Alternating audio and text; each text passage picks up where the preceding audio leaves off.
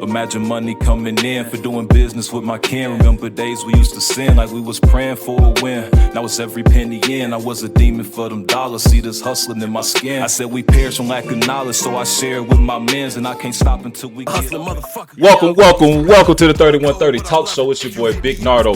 I'm here, Darius Lawawn, MA Vibes. Shout out to the homie Coffee Keep Gaming, and shout out to the homie J Mac. You know what I'm saying? He sent us a letter, bro, and it was nice. It was nice to hear from the homie.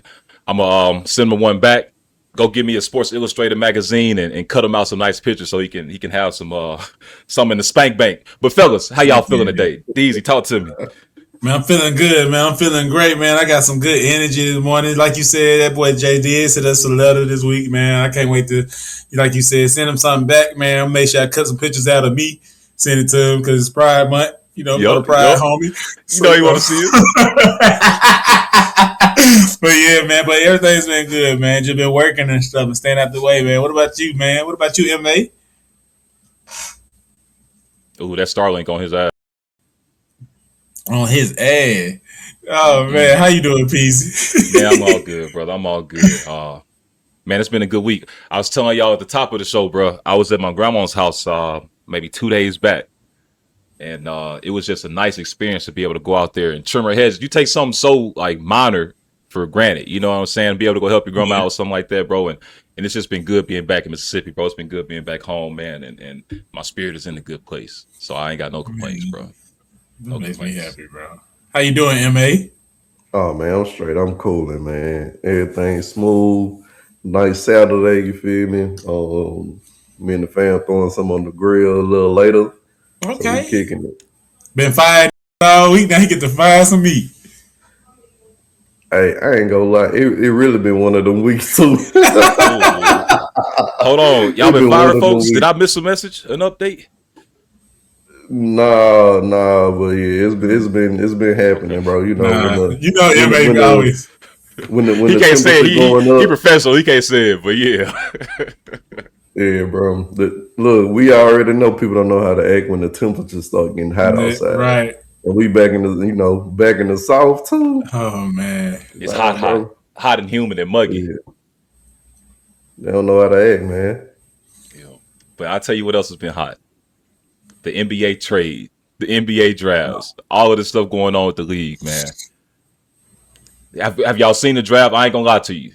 I didn't watch the draft. I didn't even know it went on. I've been so focused on where LeBron gonna go and try to see what Giannis gonna do. You know what I'm saying? I missed the young bulls coming into the league. Did y'all see anything related to it? Any major standouts? All I can tell you is that from the looks of it, from the way that the league is moving, the way that the league is moving into the 2026-2027 year, it's looking like this new draft may be able to contribute to championship teams. The way that they're making it seem like they're talented enough to fit actual teams that could help make championship contenders. Like we got the Wizards. They drafted AJ. From what we know right now, Anthony Davis may not even stay with the Wizards, but they got Trae Young. AJ also didn't get his number because he wanted to be number 3. Trae Young is number 3, so he had to get number 4. Also, how that man think he gonna come in the league and take somebody else's number? No, how Trae Young think he gonna hold on to a number when they got the number 1 pick coming in? I would be like, hey Trae, you gotta about my seat, player. Hey, Trae been in the league though. You gotta think about it. It's just like what they call it with them old people. What they call it when you been there so long?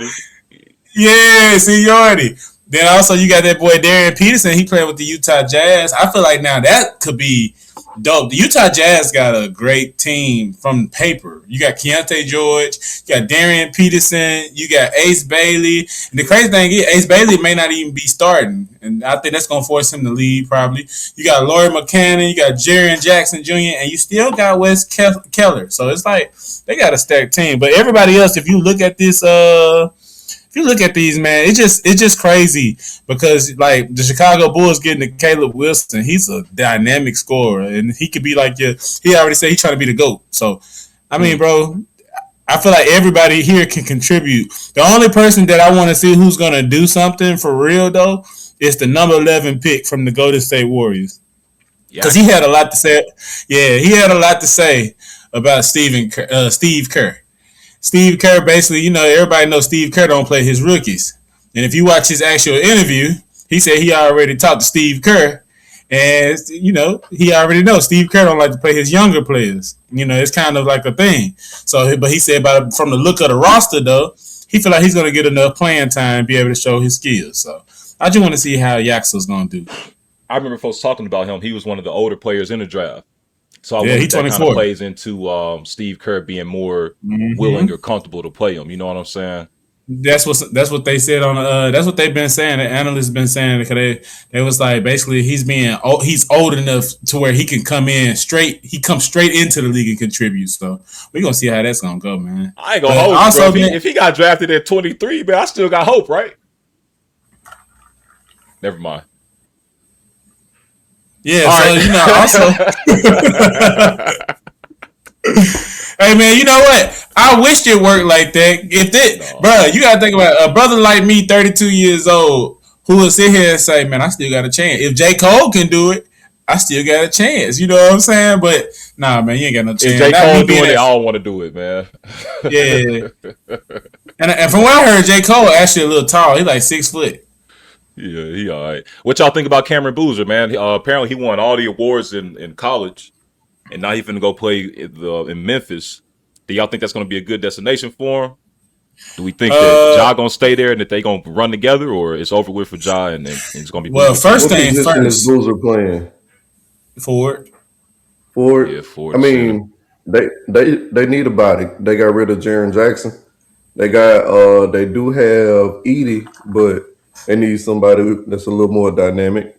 Yeah, he played like a 3 to this 5 center position. Okay, yeah. That's a good ad. 21 points, 11 boards, 5 assists. And this is one of Carlos Boozer's son, right? Yeah, one of his twins. Mm-hmm. Team USA, you got him to a gold. Yeah, Player of the Year, 5th freshman to win the award. Karl Malone, Pete Newell, Lou Olson rewards. Player of the Year, Rookie of the Year, Tournament MVP. So I don't think I'm gonna say about the Memphis Grizzlies, bro. They're not gonna keep Ja. They disrespecting the hell out of Ja, and if they do keep him, I don't see they gonna probably buy him out, man. The way they treating Ja Morant, they said that man is fake. What they said? They said that he is available. Like they became so disrespectful. They added words to how available he is. Like brother, like he's readily available. Like they saying like at this point, like we'll trade him for anything. 1 first round pick. Like they don't even want a player for him at this point. Like they just want to get rid of him, and that's sad. Send him to San Antonio, bro. Send him somewhere where he can contribute, man. Man, send that man to Miami. I ain't gonna lie. If he was cutting up in Memphis, bro, if his mind ain't ready for Miami. Like even Bron said it, bro. Even Bron said when he went to Miami, said for anybody going to Miami, pretty much your head gotta be on straight before you go, because you got distractions left and right, bro. All types of distractions, front and center, up and down, diagonally, right in your face. You feel me? I'm talking about your neck, whiplash, looking around. Hey, before we jump to the Heat, right? San Antonio, they did make a real good draft. I'm just curious on how it's gonna play out. They got a guy, Jayden Quintons or whatever, right? From Kentucky. The big yacked up dude. Yeah. 6'9", 250, real good defensive player. He ain't terrible on offense for a big guy. If he get a little bit more like dribble skills together, a little more speed, probably, bring the ball up like a Draymond Green type guy. His handles ain't bad for a big guy either, but yeah, he's a kind of explosive player and defensive player too. Yeah, I was gonna highlight his defense, bro. I saw a couple of clips of him just smacking, like jumping up, blocking folks down. Him and Wemby, that's gonna be an interesting combination, and I think the Spurs, they don't have an issue playing younger players like we just talked about with the Warriors. So it'll be interesting to see what he does for sure, man. Yeah, the Spurs is building the Monstars, bro. I know the kids nowadays don't remember Space Jam, the original Space Jam. The Spurs is building the Monstars. They finna have a whole 6, 7 and up lineup. They just went to the finals, and I think their oldest player was 25. it's gonna be dope to see what the Spurs do in the future. I don't think I hate about the drafts is that you see players like him. Hopefully he does present himself well to where he can show he can be in the league longer than 5 years. But I hate like last year they had a player. I forgot what team he played for. I think it was like Louisville, Kentucky. It was a big black guy, black guy. He was kind of heavy set looking, but they made it seem like he was going to be like that baller in the league. And it's like once he got drafted, they didn't play him. And it was like they didn't play. Honestly, I don't even believe he got drafted. But and that's the crazy thing because he was one of the top players in the NCAA, which is crazy. So that's why I kind of hate situations like this because some players they be so good that they get drafted until they're not able to really showcase their talent and they get dropped from the league. So I hope he does well. That's all I can say. Hey, then think about this too. The league is more competitive as it's ever been, right? Right. Of course, people gonna talk about the '90s back in the day when they had they really ain't have no rules. You could fight on the court and be cool, right? But from a skill and athleticism point, the game is much faster. The 3-point line has had to be pushed back. The 3-point is a thing now. If your teammate hitting threes, you're not winning nothing at all. Right. You got 7-footers, big guys who can bang in the paint and still knock down tray balls consistently. And coming from college, most of these guys coming in like they're still freshmen, bro. They were just in high school a year and a half ago. So they have to make that adjustment to the league. And especially now where you do have a lot of young players coming in and taking the reins on stuff. Think about people like Jordan Poole, right? When he was taking over with the Warriors when Steph Curry was out. You got a lot more guys like him. Jalen Green came in hot too. So you got players like that coming in, playing at a high level. You got to come in doing that same thing to get play time now. It's just tough. You can be great, but you still might not be good enough. Hey, you know what's good? You know what's cool about the draft? The last 10 years, since 2019, 2018, we didn't have a number one draft pick where they are actual stars in the league today. So from what I'm saying, like, you got Zion, you got Cooper Flag, you got Jalen Green, you got Anthony Edwards, you got it's just crazy how many. I think it stopped when it get to like 2018, 2017, folks, and Ben Simmons. When we get to talk about those players, and that's when it's kind of started where it's like, okay, we got our bust. Mm-hmm. But after that bust, it was like when 2019 hit, once we started getting Zion and everybody, I ain't gonna lie, Pop, what that dude from Orlando, Paola. Everybody is like, everybody's like, that's number one. They balling, they showing why they number one. So I like how talented the NBA is becoming every single season. Mm-hmm. Hey, I ain't gonna hold you. I know that we talking about the big names and the folks that they came out here and did their big thing. I like finding like the obscure folks. The ones that may not get the recognition they deserve. Maybe it's some trauma or something. But it's this white guy. His name Robbie Avila. And they call him Kareem Abdul-Jabbar. And he going to the Lakers, bro. And I don't know. It's something about his story that I think is interesting, man. And I want to see what he does. I don't know if he's going to play like the first season much. He getting like an extra 10 deal. Yeah. So we'll see what he does. But it's just interesting to see those storylines come up and people get that chance to go out there and prove what they can do, man. And with a name like Kareem Abdul-Jabbar, you got to be one of them guys. So question, P. Yeah, P. So Exhibit 10, is that like a you're on the squad but you're not on the squad deal? Like what's that? Don't get me to lie to you. I thought it was like a they said he'll basically be on the practice squad. Yeah. It's a 1-year non-guaranteed NBA minimum salary deal. Oh, okay.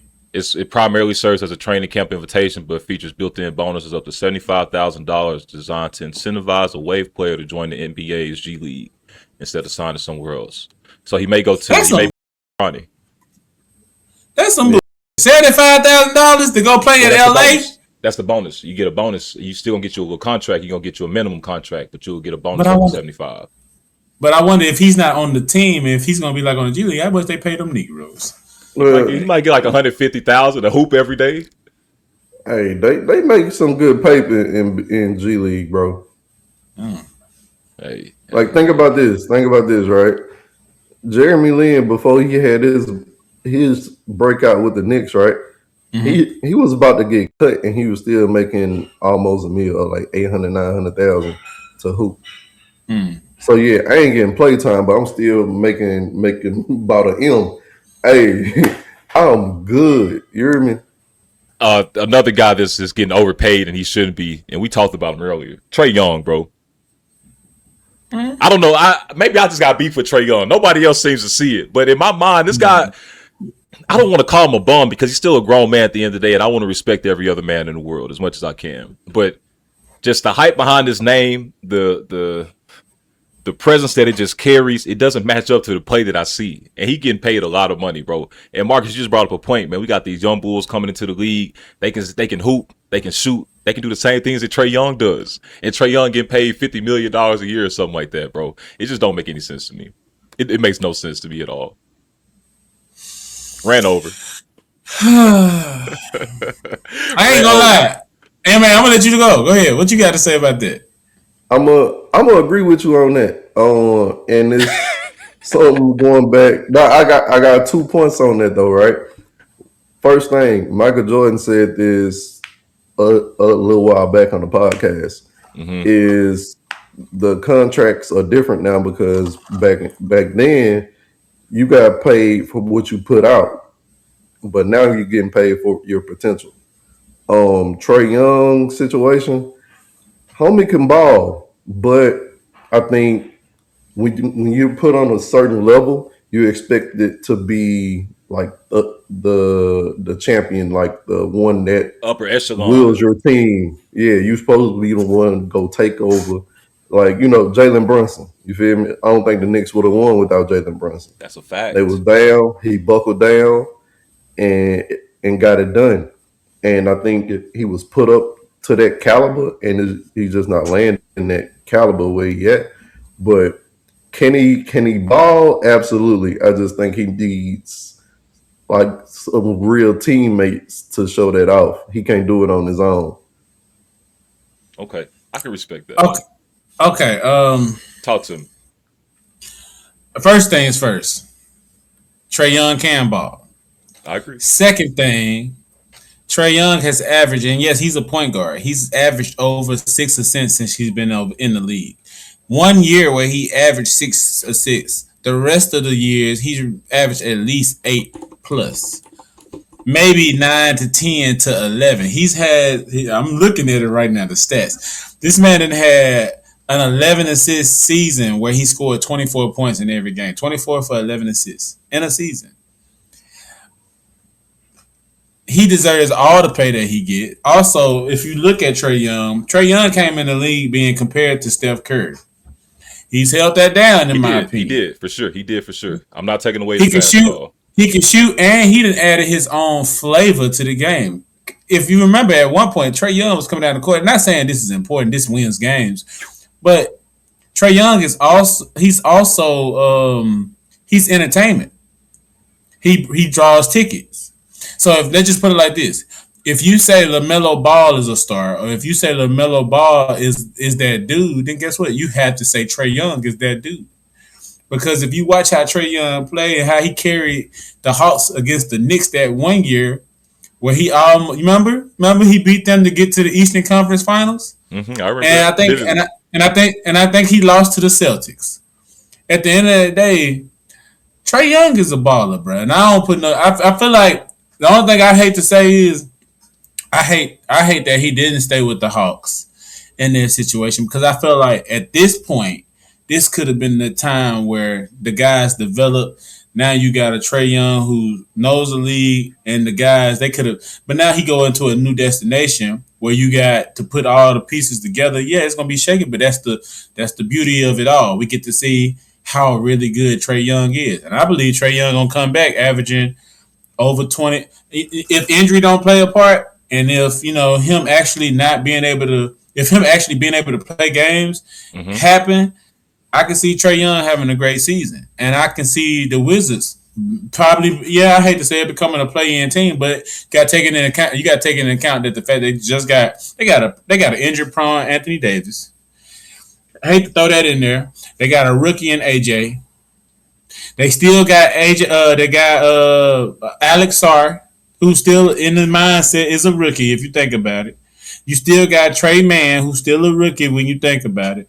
At the end of the day, this is a young team. You can't put too much on Trey right now, but I'm not gonna disrespect him and say he's not that guy. That man is that guy, and he deserves all the pay that he get. Now, no lie, like I said, if Tyler Hero can get what he getting, Trae Young should definitely be getting what he getting. Now, that's no disrespect for the Tyler Hero because I feel like he's gonna ball out. He finally gets to show himself in Milwaukee now.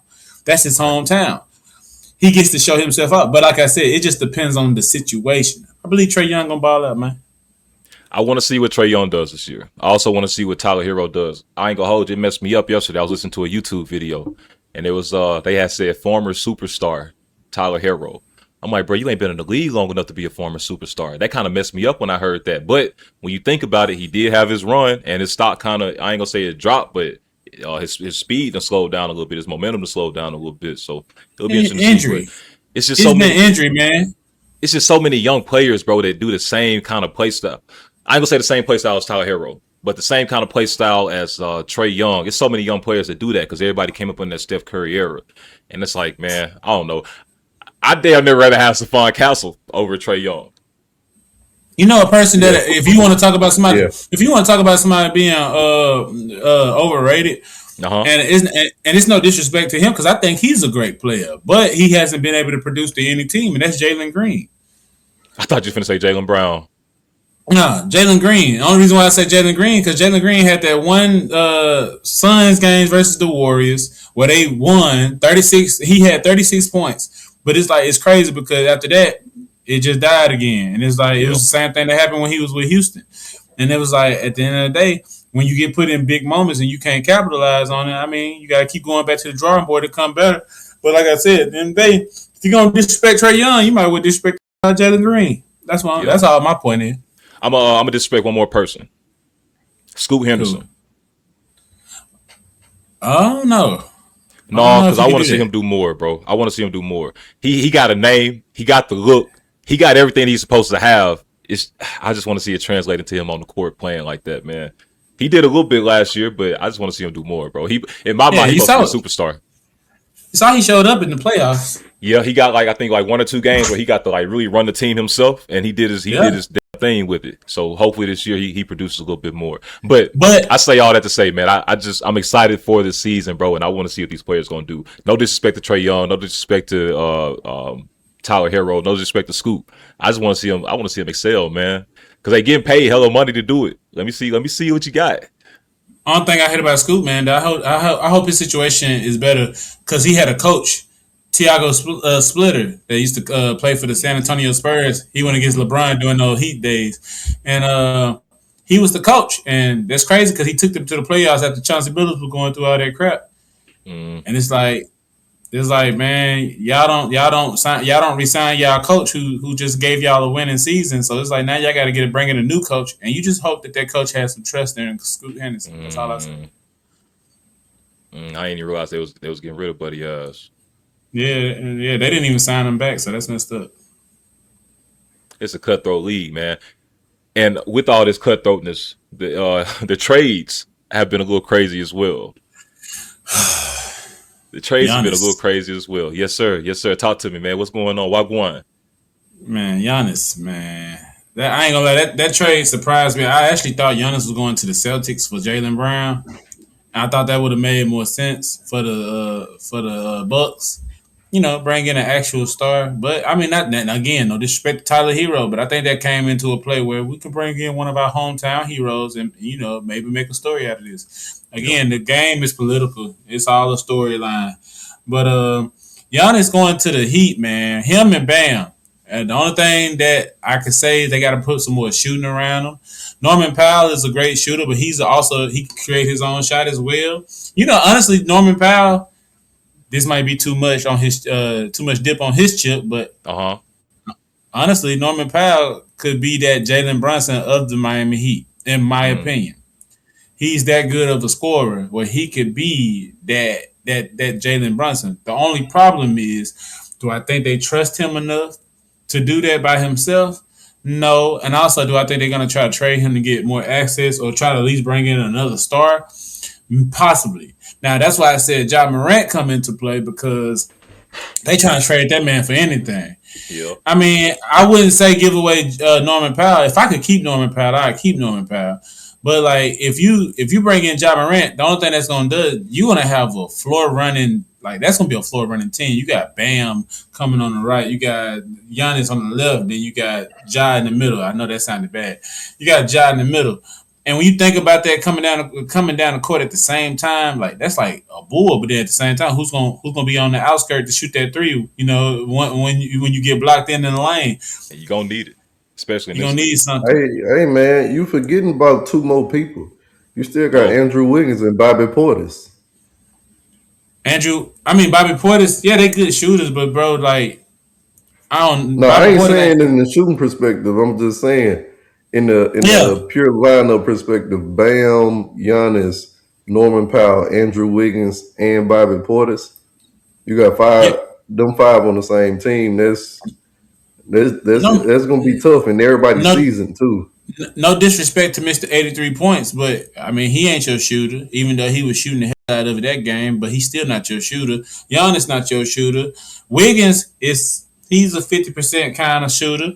Norman Powell, like I said, he's a good shooter. But then you got Bobby Portis. And he can shoot, but I mean, he's not no. Let's just put it like this: during Bobby the Portis all season, around player. yeah, during the season, brothers gonna be able to get their shots off because the defense is different. But during the actual playoffs, we seeing how the playoffs got.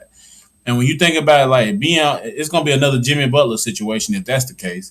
Because Jimmy Butler and them had a team where they could have been doing something, but they only had one or two 3-point shooters. And it's like when you only got 1 or 2 3-point shooters and everybody driving to the hole, you get the same results.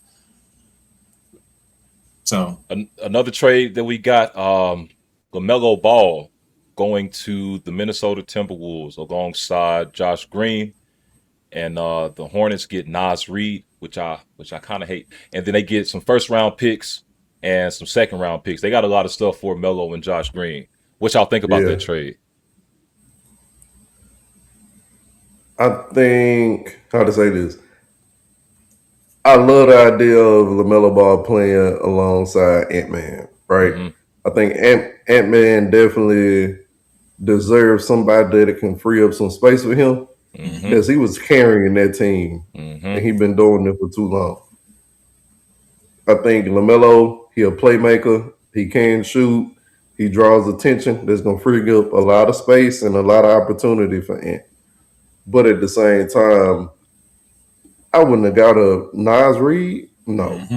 You Nas could get about 2 more of these other guys, or I'll give you something else.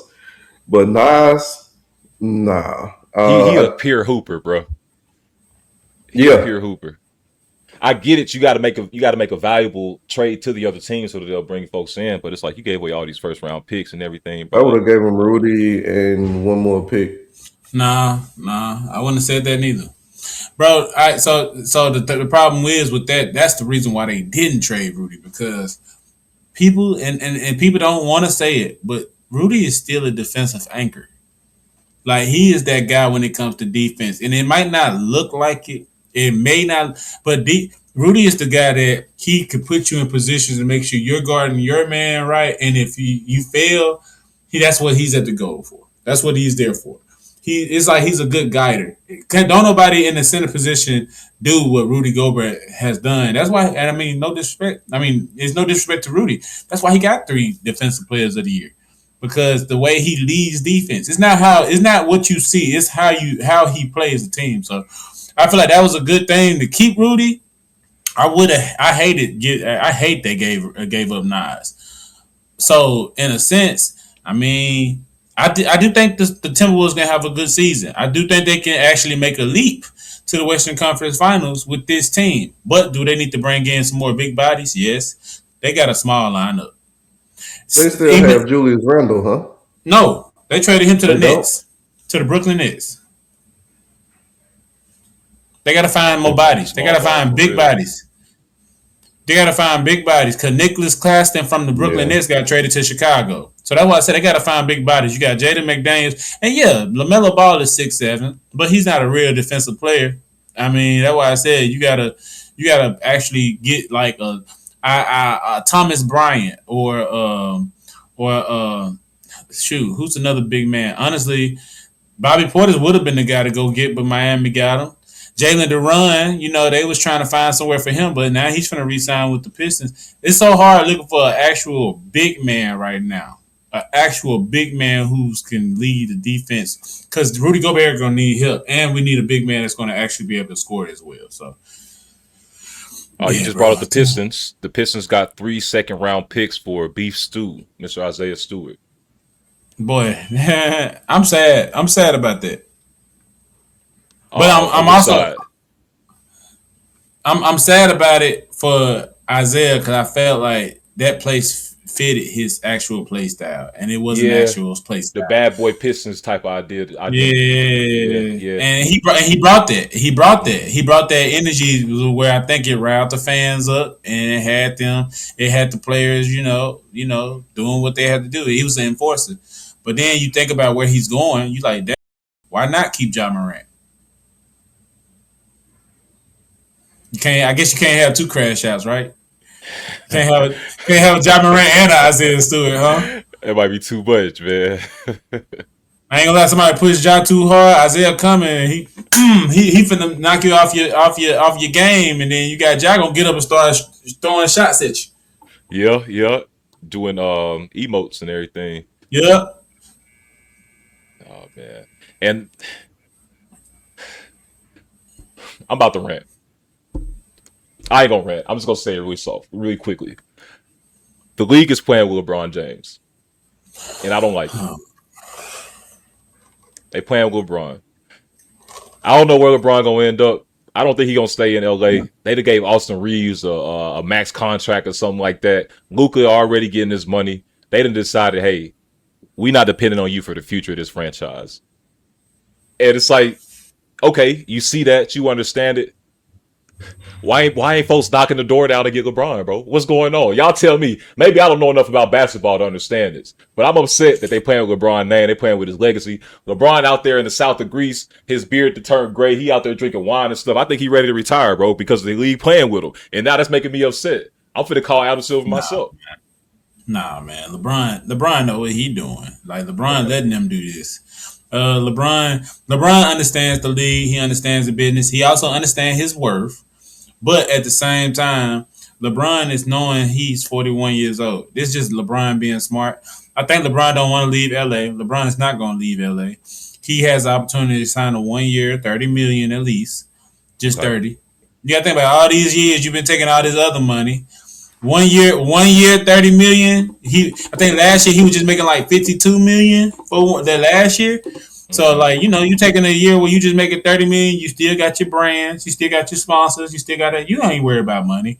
At the end of the day, we just want you to finish your year off and retire. I think LeBron is letting them, also what they call it, they just making sure they keep their players that they can. You got a Luka at 27, you got an Austin Reeves who's 28, but then again, you got a LeBron who's 41. They try to leak saying, okay, maybe the Lakers are gonna trade LeBron to the Cleveland Cavaliers for Jared Allen. No, I saw that, bro. I saw that. I'll slap somebody right now, bro. Don't play with LeBron like that. Not no one for one trade. Not no one for one trade, bro. I'm gonna be real. That wouldn't be a bad trade, but at the same time, for LeBron, I don't think it would be a smart trade because you're trying to win. But at the same time, we see the Lakers winning? And that's why I said LeBron is letting them do what they have to do to try to build an actual team first before he commits to the season.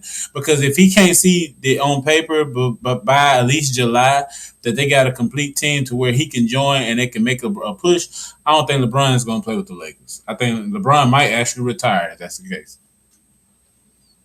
I think he's waiting. Real quick. He's a free agent now, right? Nah, he's a restricted. Well, basically, he's got 1 year. He got a player option. He has a player option, but he's he opted out. Okay. So that mean basically he a free agent, but the Lakers still got a chance to sign him. I don't like folks playing with LeBron like this, man. If they have a chance to sign him, does that mean that they have the ability to trade him if he's technically not signed? Yep. because they got to do a sign and trade because he still got 1 year, but he took off his player option. So it's like with him taking off his player option, it's like, well, either you're gonna sign this new deal and we trade you somewhere else. You know what I'm saying? So you can get the money from somewhere else. But that's the only thing LeBron can do. That's why they said. I ain't gonna lie. If Bron gonna take if Bron was to take a 30 mil contract, right? If you're gonna take that much of this is Bron. He's a 41-year-old Bron, but it is still Bron. If you're gonna take 30 mil for 1 year as LeBron James, man, go back to Miami, dog. Go ahead, go back to Miami. But you know that thing about LeBron don't want to play with Pat Riley no more. In my opinion, he don't want to play for Pat Riley no more. They had bad blood at the end of their stint. Yeah, them cookies. And then at the same time, LeBron, 41 years old, Miami got this. They got this. I'm sorry. Y'all stop saying that LeBron 41. Just say LeBron James. We ain't got to talk about his age, okay? 41-year-old LeBron James had to do this regularly. He said he'd like to play with Giannis too. Yeah, I mean, but still, I don't know, man. Because like you said, think about a LeBron. Look at these statues. Look at these statues of players. You talking LeBron 6'9", Bam 6'9", Giannis 6'10", 6'11", and it's like no shooting. LeBron can shoot, but he ain't your volume shooter. So that's why I don't think it's smart for LeBron to go to Miami if they don't already have any shooters. You might well stay with the Lakers. They got shooters. The only problem with the Lakers is they literally don't have no potential as players to be as great as certain players in other leagues. But the other people in other leagues is just their weakness is they can't shoot. Ja Morant can't shoot. That's what I'm saying. Like, it's great players out there, but they can't do the things that teams like New York and OKC are doing. The Spurs are doing.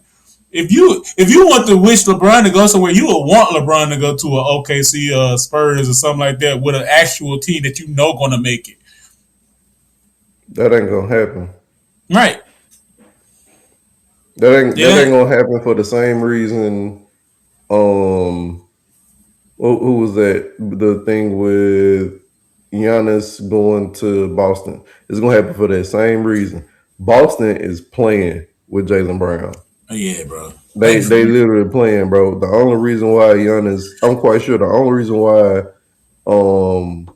Milwaukee didn't get Jalen Brown is because Boston was playing around with the trade.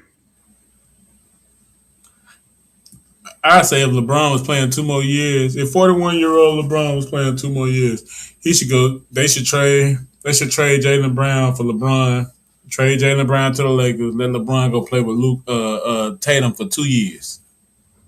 He ain't going to Boston. He already said he hate Boston and races his head. I feel him with that. At this point, it ain't about what LeBron want. They said, they said,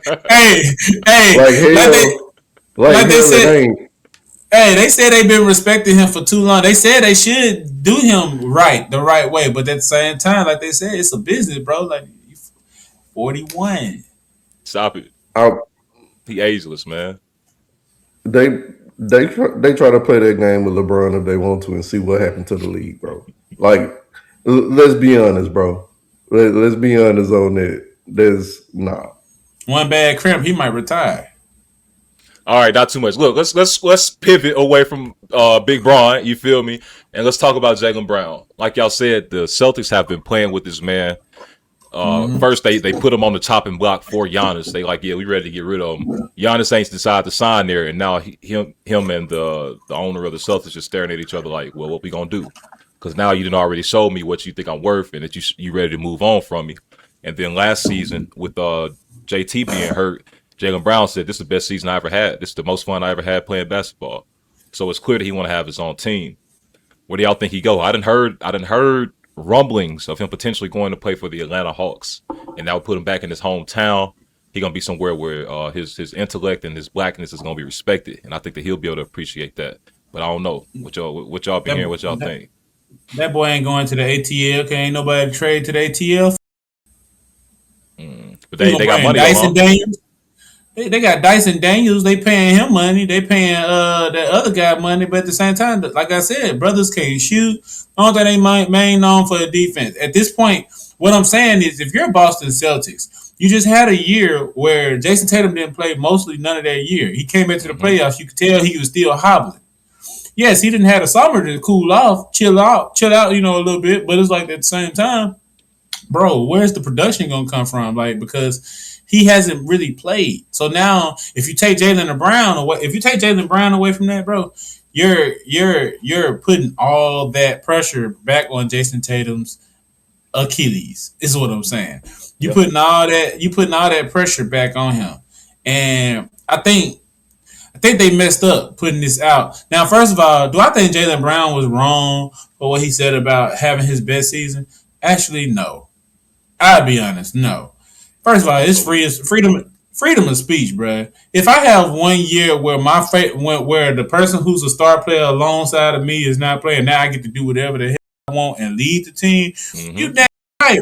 It's just like Dwayne Wade and LeBron James. When LeBron James came to Miami, he took over that team in a sense. Share the ball now. But think about how happy I would have been in prime D Wade years, 2012 season, because after 2012, that's when his knee got hurt and he couldn't really be that guy no more. What if 2012 LeBron would have got hurt somewhere and half that year Dwayne Wade could show off and just ball it out and still lead Miami to the finals with Chris Bosh, and then LeBron just come back and they still win? You get what I'm saying? Like, I ain't gonna lie, I would have been talking too, so I feel like that was unfair. I do think Stephen A. and ESPN made a big deal out of that, and that's what got all this stirred up as far as Jalen Brown getting traded. You know, him and Stephen A. be having beef. Oh man, Stephen A. Man, have you seen that, bro? What, they had some recent? Bro, yes, they going back and forth, bro. Stephen A. is literally, he called that man out. He said, "Hey man, I ain't coming to that little shit." Stephen A. said, "I ain't coming to that little shit that you call a little a podcast or whatever what you be doing in your house." He said, "I do real shit." He said, "So if you ever want to talk, you gonna come to my studio set, not that little dungeon hole you got." That's what he said. That man, he talking shit. He talking just old shit, nigga, bro. man. He don't understand the world of streaming. Yeah, nah. He said he upset, man. He said because at the end of the day, he had his days where he done took up for Jalen Brown, but Jalen Brown wanted to make this out of a big deal. But like I said, Jalen Brown kind of right for making this a big deal, because y'all made a big deal out of the fact that I said that I had my best year because I played by myself. Like I did. Like I balled out. This is my favorite year ever. How is that saying I don't want Jason Tatum out here? Is it reflected in the stats as well? Because if so, I mean, it is what it. That's where the argument should stop. If that's reflected in the stats, he just stating facts, right? Right. I'm gonna throw out some names. Oh, go ahead. Also, I think other part too, outside of the comments that Jalen Brown has mentioned or whatever, this ain't the first year Boston did that with Jalen Brown. They did it last year, but I think the problem they're running into as well is, remember, they gave Jalen Brown and Jason Tatum a max contract, right? You're up, both of them. If they Both of them was him, over 275. Right. So you got over $500 million tied up between two guys. Their contracts is around the same time, right? Mm-hmm. And you trying to trade one not long after you would then sign him for almost $300 million. What team is going to value Jalen Brown at that level? Because one, you're not just going to get him cheap. You're going to have to pay the little contract out, all right? There's one thing. Then what you got to give up for him, because he is talented. Boston ready to trade him, but at the same time, you remember what happened with KD? Y'all ready to trade him, but y'all know his worth. Y'all know his talent, and y'all asking for a whole team along with picking up that contract. What team is going to do that? That's not a smart business decision. I don't think right now in the league, I don't think anyone is that valuable anymore. A few years ago, when the talent wasn't quite there yet, potentially. Yeah. But right now, it's too much talent out there. It's way too much talent to trade away your whole team, and then you on the hook for $200 million. I know who could have dealt with Jalen Brown, who could have took his contract, and they didn't, and they done for it. And that was the Milwaukee Bucks. You brought, like I said, yeah, that's why I said you brought in Tyler Hero. I mean, that's cool, and I do feel like Tyler Hero could break out. Like I do feel like he could have them years where he balling. Do I see Milwaukee Bucks winning anything though? No. I'm looking online. They're saying that Tyler Hero's expiring $33 million contract is actively being shot by Milwaukee. I was going to say Milwaukee. So it looks like Tyler Hero may get gone. Who knows? Nah, he gonna play. He gonna play one season at least. But like I said, it don't make sense. Like it's like you're bringing him in for one season just to see if you can sign a free agent for the next year. And if you don't be able to sign a free agent, what you gonna do? You gonna bring back Tyler Hero? Okay. What we think about KD, man? He stay in Houston? KD ain't going nowhere. KD know the scoop more than we know the scoop. They said, they put out a what you guys said everybody was they said A-Man Thompson, the twin. Mm-hmm. A-Man Thompson was the only person that was untouchable as far as getting traded from the Houston Rockets. Mm-hmm. So that means anybody. They were saying KD was getting calls and everything. Well, KD just did a podcast with Fred VanVleet the other day. And they podcast, they were talking about basically what the Houston Rockets was missing last year. And I don't know why people missed it. Now, no lie, the defensive schemes the Houston Rockets was running was horrible. But as far as offense, they never had a true point guard out there, bro. Like they had A-Man Thompson running the point guard. He's not a point guard, bro. I wouldn't watch him. I know that. He definitely a 2 or a 3. Yeah, they had KD sometimes trying to bring the ball down the court. Like KD doesn't do that. So again, it was Fred VanVleet podcast, and he was like, that's why we needed you out there, and it put a lot of pressure on VanVleet because they're just letting you know when he come back this new season, we're gonna see what he can do. I won't see KD getting traded unless it's like, he was just injured last year, so it's about basically what they're gonna do as far as like moving on next year. Now I can see them getting traded maybe halfway in the season if it doesn't work out, but KD ain't going nowhere for right now. Is Damian Lillard still in the league? I know they bought his contract out. Okay, so he can still play. He should actually be coming back to play this season, like as soon as the season starts. Okay, with the Blazers. Okay. What else we got in NBA, man? Anything else? You know what? The real question is, you just said something. You said, what about Damian Lillard? The question is, does Damian Lillard plays another game for the Trailblazers when he come back? You think he'll get traded?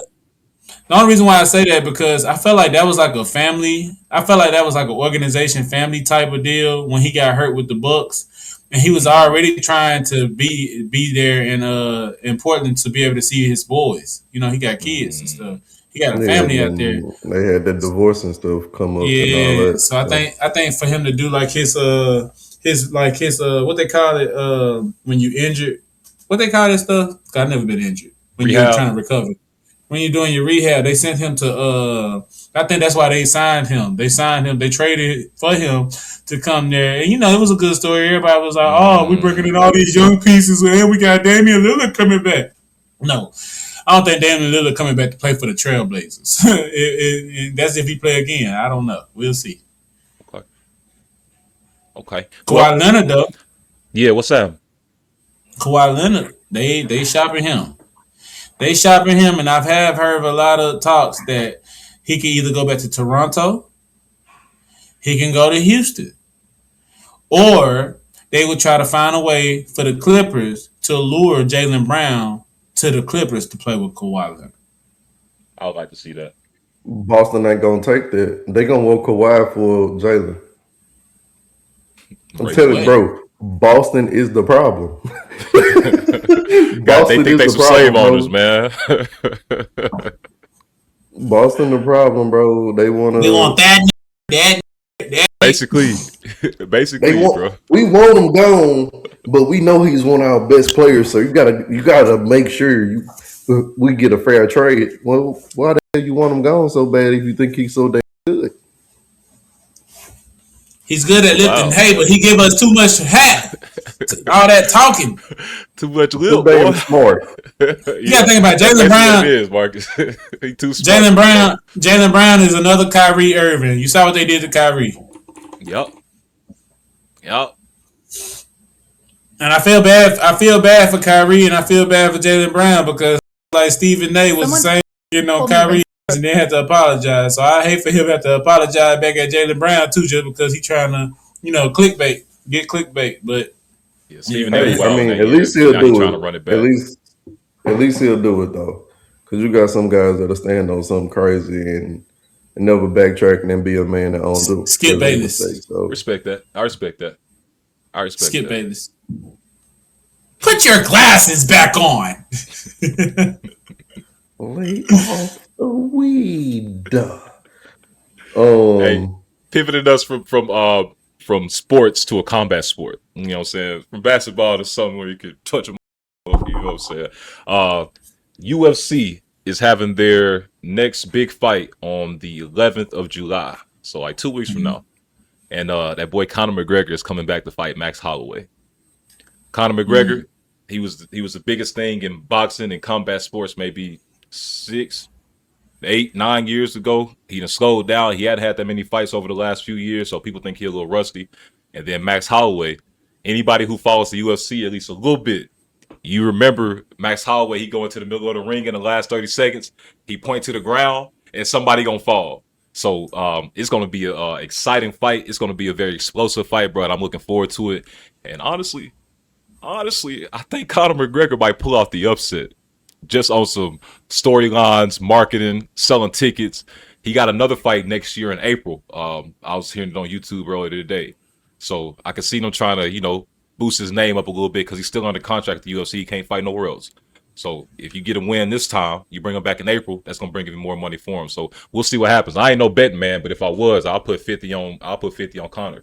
But that boy Max Holloway is a bad for real. So it's gonna be to the ground. It's tough. It's gonna be a good fight, man. It's gonna be a good fight. This is gonna be a good way for Conor to realize his ass need to retire. He definitely is older. He's getting to that age where it might be like, time to give it up. But at the same time, bro. Man, when you a fighter, bro, you a fighter. That's all he know. That's all he know. I heard. I was watching an interview with him, bro. He had on like a little top hat. It's crazy. I'm finna get into a conspiracy. You know how I say that LeBron and Kawhi, they the same person. Kawhi was just made in a lab. They took some of LeBron DNA. Boom. They the same person. When I look at Conor McGregor sometimes, bro, under the right light at the right angle, his ass looks like Floyd Mayweather. All right, bro.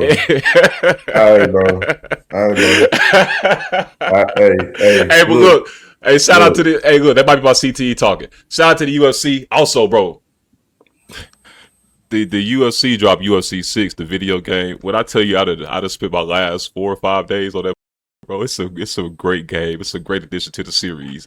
I've been on there knocking out. I'm ready to go to the club, play some boosie, and slap somebody, just see what happens. I think I got it in me, dog. I think I'm ready. I might start a boxing career. I'm too old to go hoop. Maybe I can box, man. No. Lay off that game. They probably got your vision messed up. Talking about Conor, look like Floyd. Man, hell nah. But I ain't gonna lie.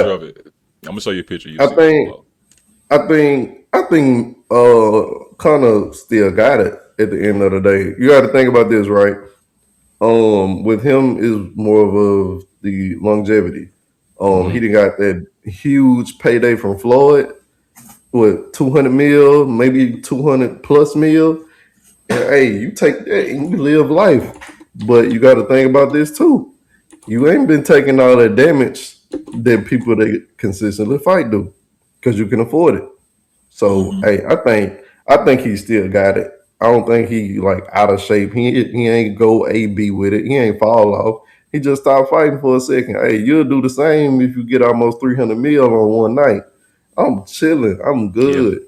Yeah. And that means I could get that same pay again. Hey, I'm not coming back into the ring unless it's something more than that or close to it. If it ain't 9 figures, leave me alone. But the thing is, he just did an interview with Ariel Hawari. I might be saying his name incorrectly, but he's like one of the big analysts for the UFC. And in it, he's kind of talking about how back in the day, he was just like too in love with the money. He got too big of a head because he was making all this money. He was on the Forbes top 100 people in the world type of deal. And, he reached the pinnacle of quote unquote success. And then he realized that, I'm doing all this stuff, but my life ain't really where it's supposed to be. And in that interview, bro, he sounded humble. Like, not like there's a humble that you go to, like, because you just inside you want to be a better person. And there's a humble that you get to because the world knocks you down a peg and you realize, oh, crap, I ain't who I be. And I feel like it's the latter. It's like, oh, he got knocked down a peg. He like, I ain't where I be. And he was talking about, like, I think Ariel had asked him, do you think you are what the UFC needs? He's like, nah, man, I'm just happy to be here. And I ain't never heard Conor McGregor talk like that before. So, like, him being humble, I think he'd have made a whole lot of money, but he might be having some money issues. And right now, he's not the one that's dictating the terms of the contract anymore. He kind of just another fighter in the UFC. He just got a name to him. So I don't know, bro. It's gonna be interesting to see where his career goes. But he definitely on a contract. He can't go nowhere else for at least for 2 years. And but I'm excited to see this fight. I mean, think about this too. Like, you come in,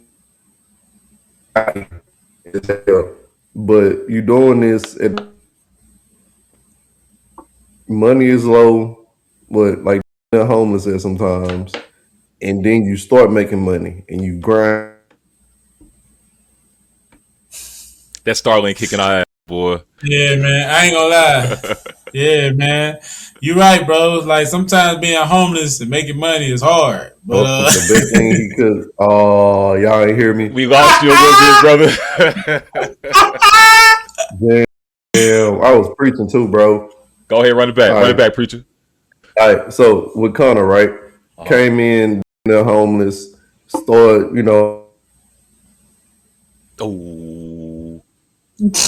They don't want me to talk, bro. They don't want you to say it. Conor McGregor got our stuff on tap. The black truck's outside. Hey, they can come inside. Come holler at me. Oh, no, don't let that go to him. But all right, I'm gonna try that one more time. Leave it alone. Okay. So, all right, let me. Yeah, refresh real quick. Refresh it. Yeah, go ahead. You got it. Yeah. All right, boom. All right, let me work fast. All right, Conor, hot, came in, almost grinding it out. Right, you stay in that grind mode. You grind, and we all know you stay in a certain environment for so long, it starts to affect your mental.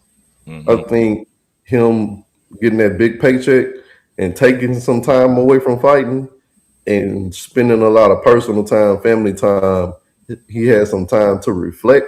And I think that's where that is coming from.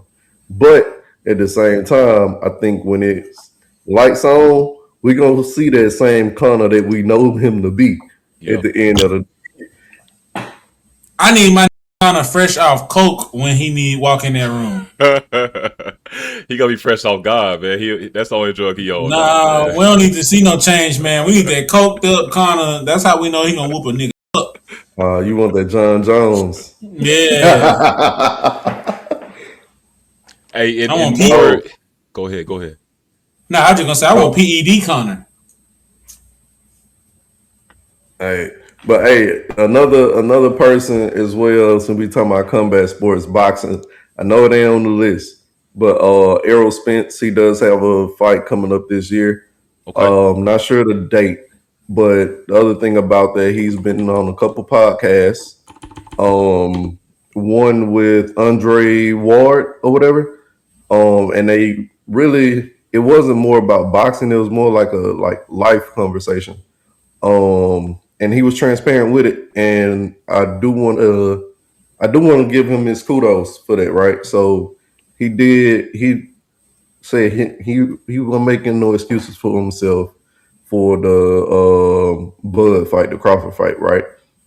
But he did say at the time he going through X, Y, and Z, money getting low. It was either take this fight and sacrifice himself to be able to provide for his family, or not take the fight, sit there, and you got everybody struggling but still looking at you too. So he was like, "Yeah, I knew it wasn't a good count, but that's not an excuse either." he already knew mentally he was kind of checked out because he had so much stuff going on. But at the end of the day, it was a check that he needed to set himself up. And he did say that, with all the medical stuff going on, he didn't know for sure if he would ever fight again. So it's like, I got this going on. If I have to medically retire and I could take this fight right here with this big check, I'm gonna do that and then go by my way. Mm-hmm. So right off into the sunset. His fight is July 25th on Saturday. He's gonna be fighting in Australia. Hey, Spencer, man, I know I'm in Dallas and I know that man live here, man. That's straight up bullshit. Come find me if you want. Man, Errol Spencer straight bullshit, man. I seen that video. I seen that talk too, man. But the only thing I'm gonna say about it is, how long that fight been? About 2 years now? Since him and Bud? Yeah. It's been about at least a year or 2 years. It's been at least since 2024. It don't matter. All I want to say is... That was 2023, bro. That's what I'm saying, bro. You know how long you could have been had this talk? You had too much time to think about this, and then you come right back ready to fight. Talking about something. Well, I guess you got to make some more money now. Just be saying. First of all, he did say his camp was f***ed up. He said the trainer he had didn't give him a sparring partner. No, he didn't have no sparring partners throughout the whole thing. I feel like that's your problem. That means you felt like you probably had... First of all, you're not finna get in the ring with a killer unless you just confident thinking, man, f*** that. I got him. I'm finna go ahead and whoop his ass. And if you saw Errol Spencer's demeanor before the show, he was talking that cash money too. And I understand we got to sell the fight, but at the same time, bro, I feel like there was something you wanted to be Bud. Like, you can't sit here and say you didn't want to be Bud. And people know that Bud is the best fighter, pound for pound fighter in this league that we have. And you telling me that you came in here saying, I knew I was going to lose. I just wanted to get that check. That's stupid. Like, nah, you came with that demeanor like you wanted to win. I know he wanted to win. He wanted to win that fight. He got his ass beat. Bud made his ass look like Martin. And sadly, it is what it is. So I feel like it's nice that you do your little interview to try to make people feel bad for you and make you feel like you're going to have a comeback story. Yeah, if you beat this next guy who is not Bud, that's cool and all because you was good before Bud. It's the fact if you ever try to go back to Bud, you know what? Ask Bud for a rematch if that's the case. I need to see you against Bud at your top form. Like, I need to see you get to your top form so you can go against Bud. Cause ain't no way you gonna just sit here and come up with all them excuses and say it's not an excuse. You just made an excuse saying it's not an excuse, but it's an excuse. You just broke my brain when this said was 3 years ago, bro. I'm still messed up about that. Right. And he ain't fought since then. He been embarrassed since then. If you think about it. Homie had a detached retina too now. That ain't something you can just come back from. He get a LASIK, he'll be all right. He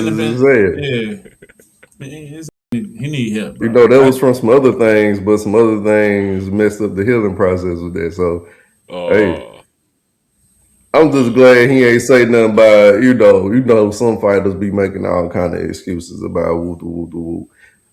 If it was personal stuff going on, I could respect you putting that on personal stuff instead of some with the actual fight. Hey, take your lick, you back. I hope you do good. That was your one L, but it was a big one. But at the same time, people that took their first L from worse people.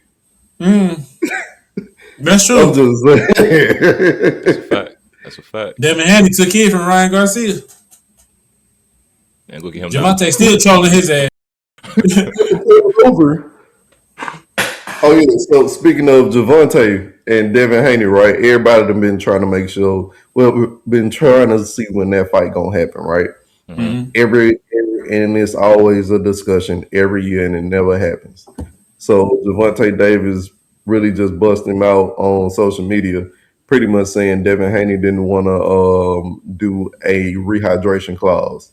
And for rehydration clauses, just FYI, is to make sure that players stay. I mean, I said players. The boxers stay within the weight category at the time of the fight. Thank you for that information. So, Yeah, so here it is. I think Javante fight said about 135, almost 140. Mm-hmm. Devin Haney walks around like normal weight, like 150, 160. So he depletes himself to fight at a lower range. But what happens is if you don't have a rehydration clause, somebody can make weight for on weigh-ins and Add it back. then they rehydrate, go eat, you put on some more weight, they put the actual fighter who normally is that weight at a disadvantage, right? Mm-hmm. People saying Tank. Well, David Haney is saying Tank is using it as a cop out. I think you being a little, you know what? I can't say that on her, but you being a certain type of person that don't really want to fight what you supposed to be fighting at because you scared and you ain't got a shot in head with it. Now Tank on the other hand, he said, "Hey, ball in my court, put up, shut up. If you want to get paid, you gonna listen to me." I'm gonna be honest though. Why don't Javante never? And I guess because he's that big in boxing right now. But why don't he ever let the other person make like? Is he because he that big, bro? Let me ask you this: if it's off numbers, right? Because one, you have the purse of the fight itself, and then it's ticket sales. Part right. of the contract is somebody gonna have to get the higher percentage, and the rationale does have to make sense, right? So if you have someone that's not as much of a fan draw, that means they're not really gonna sell tickets. Right. Tank can go out there and fight me today, and he's gonna watch. Yeah. Anybody Beat checking the for Devin shit out Haney of on him. that same way? You No, feel for me? real. Is Right. so It's like there. deep in the That's boxing that world. conversation, right? So it's the Right. entertainment draw. They actually do get paid a percentage from the ticket sales, and that's also in the contract negotiations. That's how So Mayweather was still able to make as much money what he used to make when he did contracts with yeah, people with promotions, right? Yeah, yeah, that's what's up. because you pretty I'll take much get 80% paid of the two ways. purse. Yeah, you get paid from the fight, and you get the pay per view sales, and the percentage is up to what y'all agree to. Because if I'm not And, mistaken, I'm and sorry for cutting you off. I'm sorry for cutting you off. But if I'm not no, you mistaken, good. wasn't that what happened with Canelo and Bud? Was it like Bud won, but Canelo still got paid like way more just because he drew more people to the fight? I think he got. I think it was closer to an even split, Okay, and that don't normally happen. that's crazy. Yeah, Because I mean, people was gonna tune in from both sides on that one. So in rare cases, it makes sense to do like an even split. But you got Tank and Devin Haney. Do you think there should be an even split? nah, because people don't know who Devin Haney is. Tank and Even though Shakur he's Stevenson. You think there should be an even split? the only thing they know about the only thing they know about Devin is because he got knocked out by Ryan. That's sad. And Shakur, people know he's a great fighter, but we haven't seen him really fight no great people. Yeah. Yeah. So that's what that is. So yeah, hey man, Devin need to nut up and shut up, bro. I'm glad you gave me some information. He need to Heck nut yeah, up. It's bro. Pride Month. It's Pride Month. He need to nut up. In other Pride news, we got Cajun Pride. Shout out to, I ain't gonna say shout out to him, Dustin Poirier. He recently had a run in at the airport, and during this run in, I guess he was there drunk, high, loaded, probably had his nose tooted up, feeling himself, and he was getting kicked out the airport, and he got upset that the officer was trying to kick him out, and so the officer had a body cam on. And Dustin Poirier, he's taking off his book bag and stuff. You know what I'm saying? He upset. He like, bro, you're not kicking me out the airport. We can go right now. And the officer's like, are you Dustin Poirier? He like, yeah. Like we could go outside right now. We could get to it. Now Dustin Poirier is from Lafayette, Louisiana.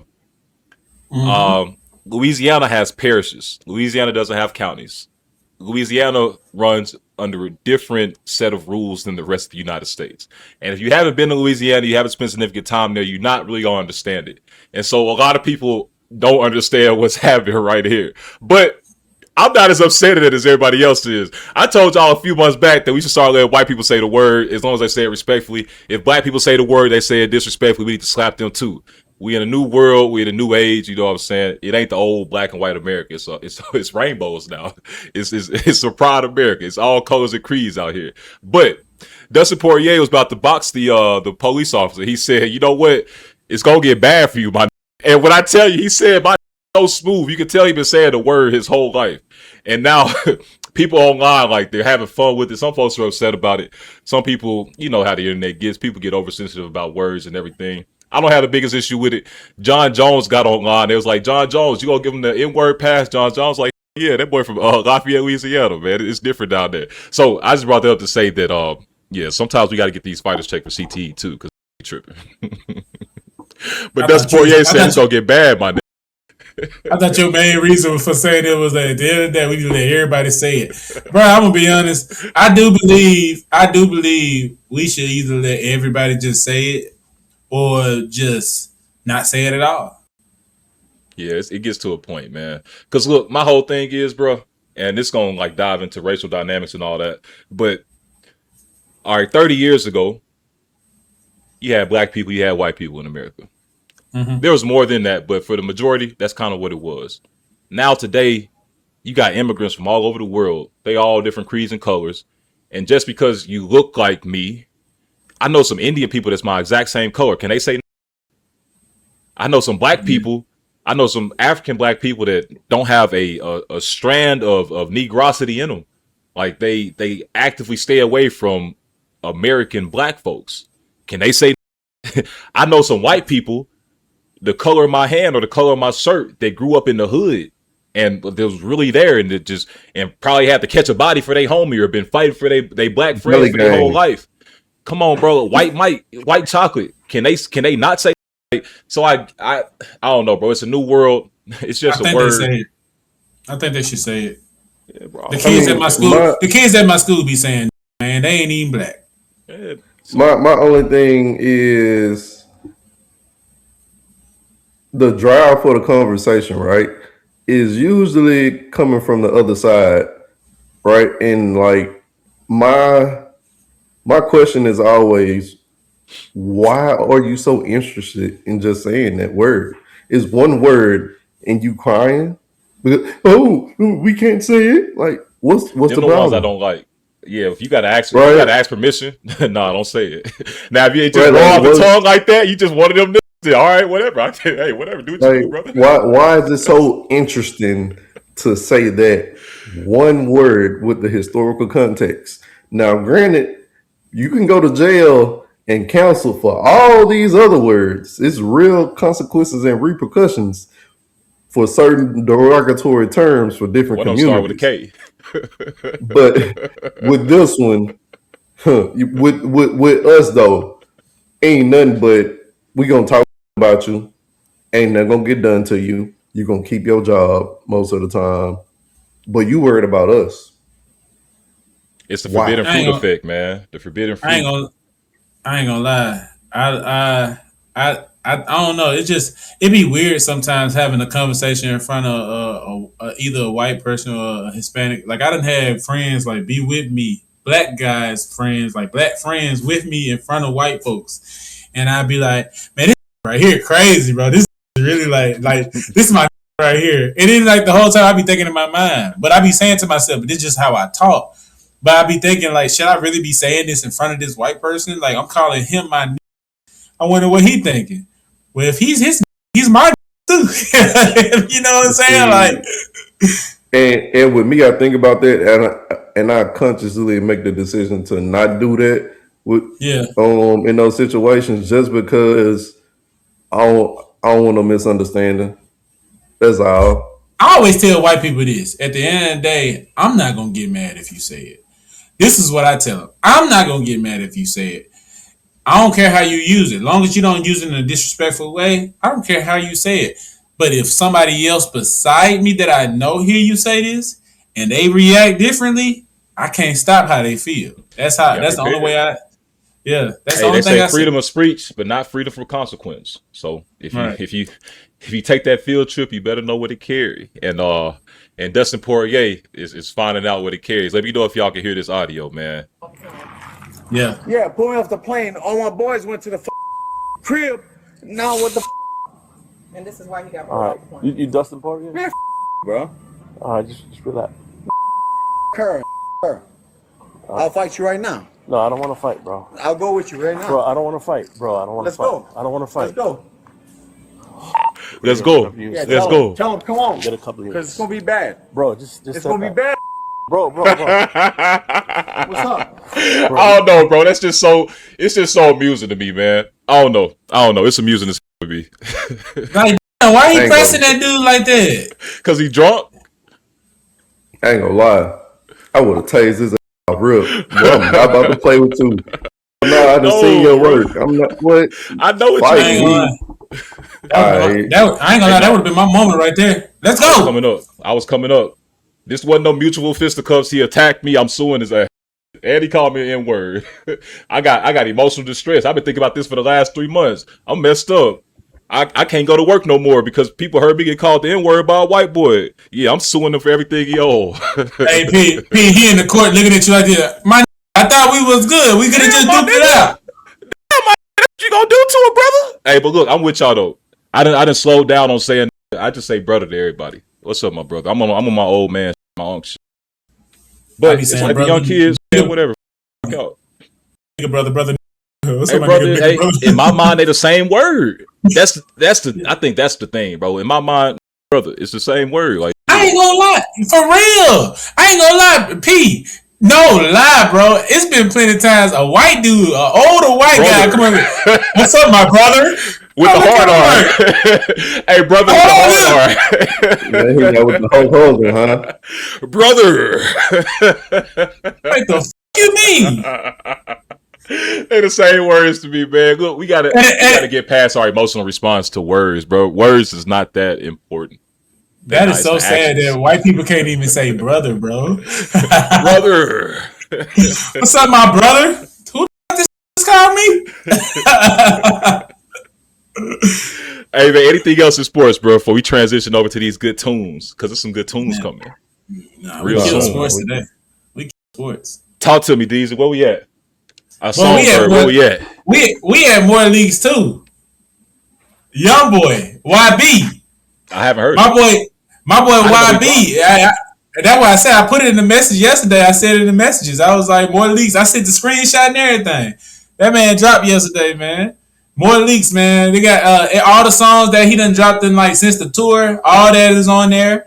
Because you know at one point he had another name. I don't know if niggas knowing this, but YB be having another name under Apple Music called Really Rich Records.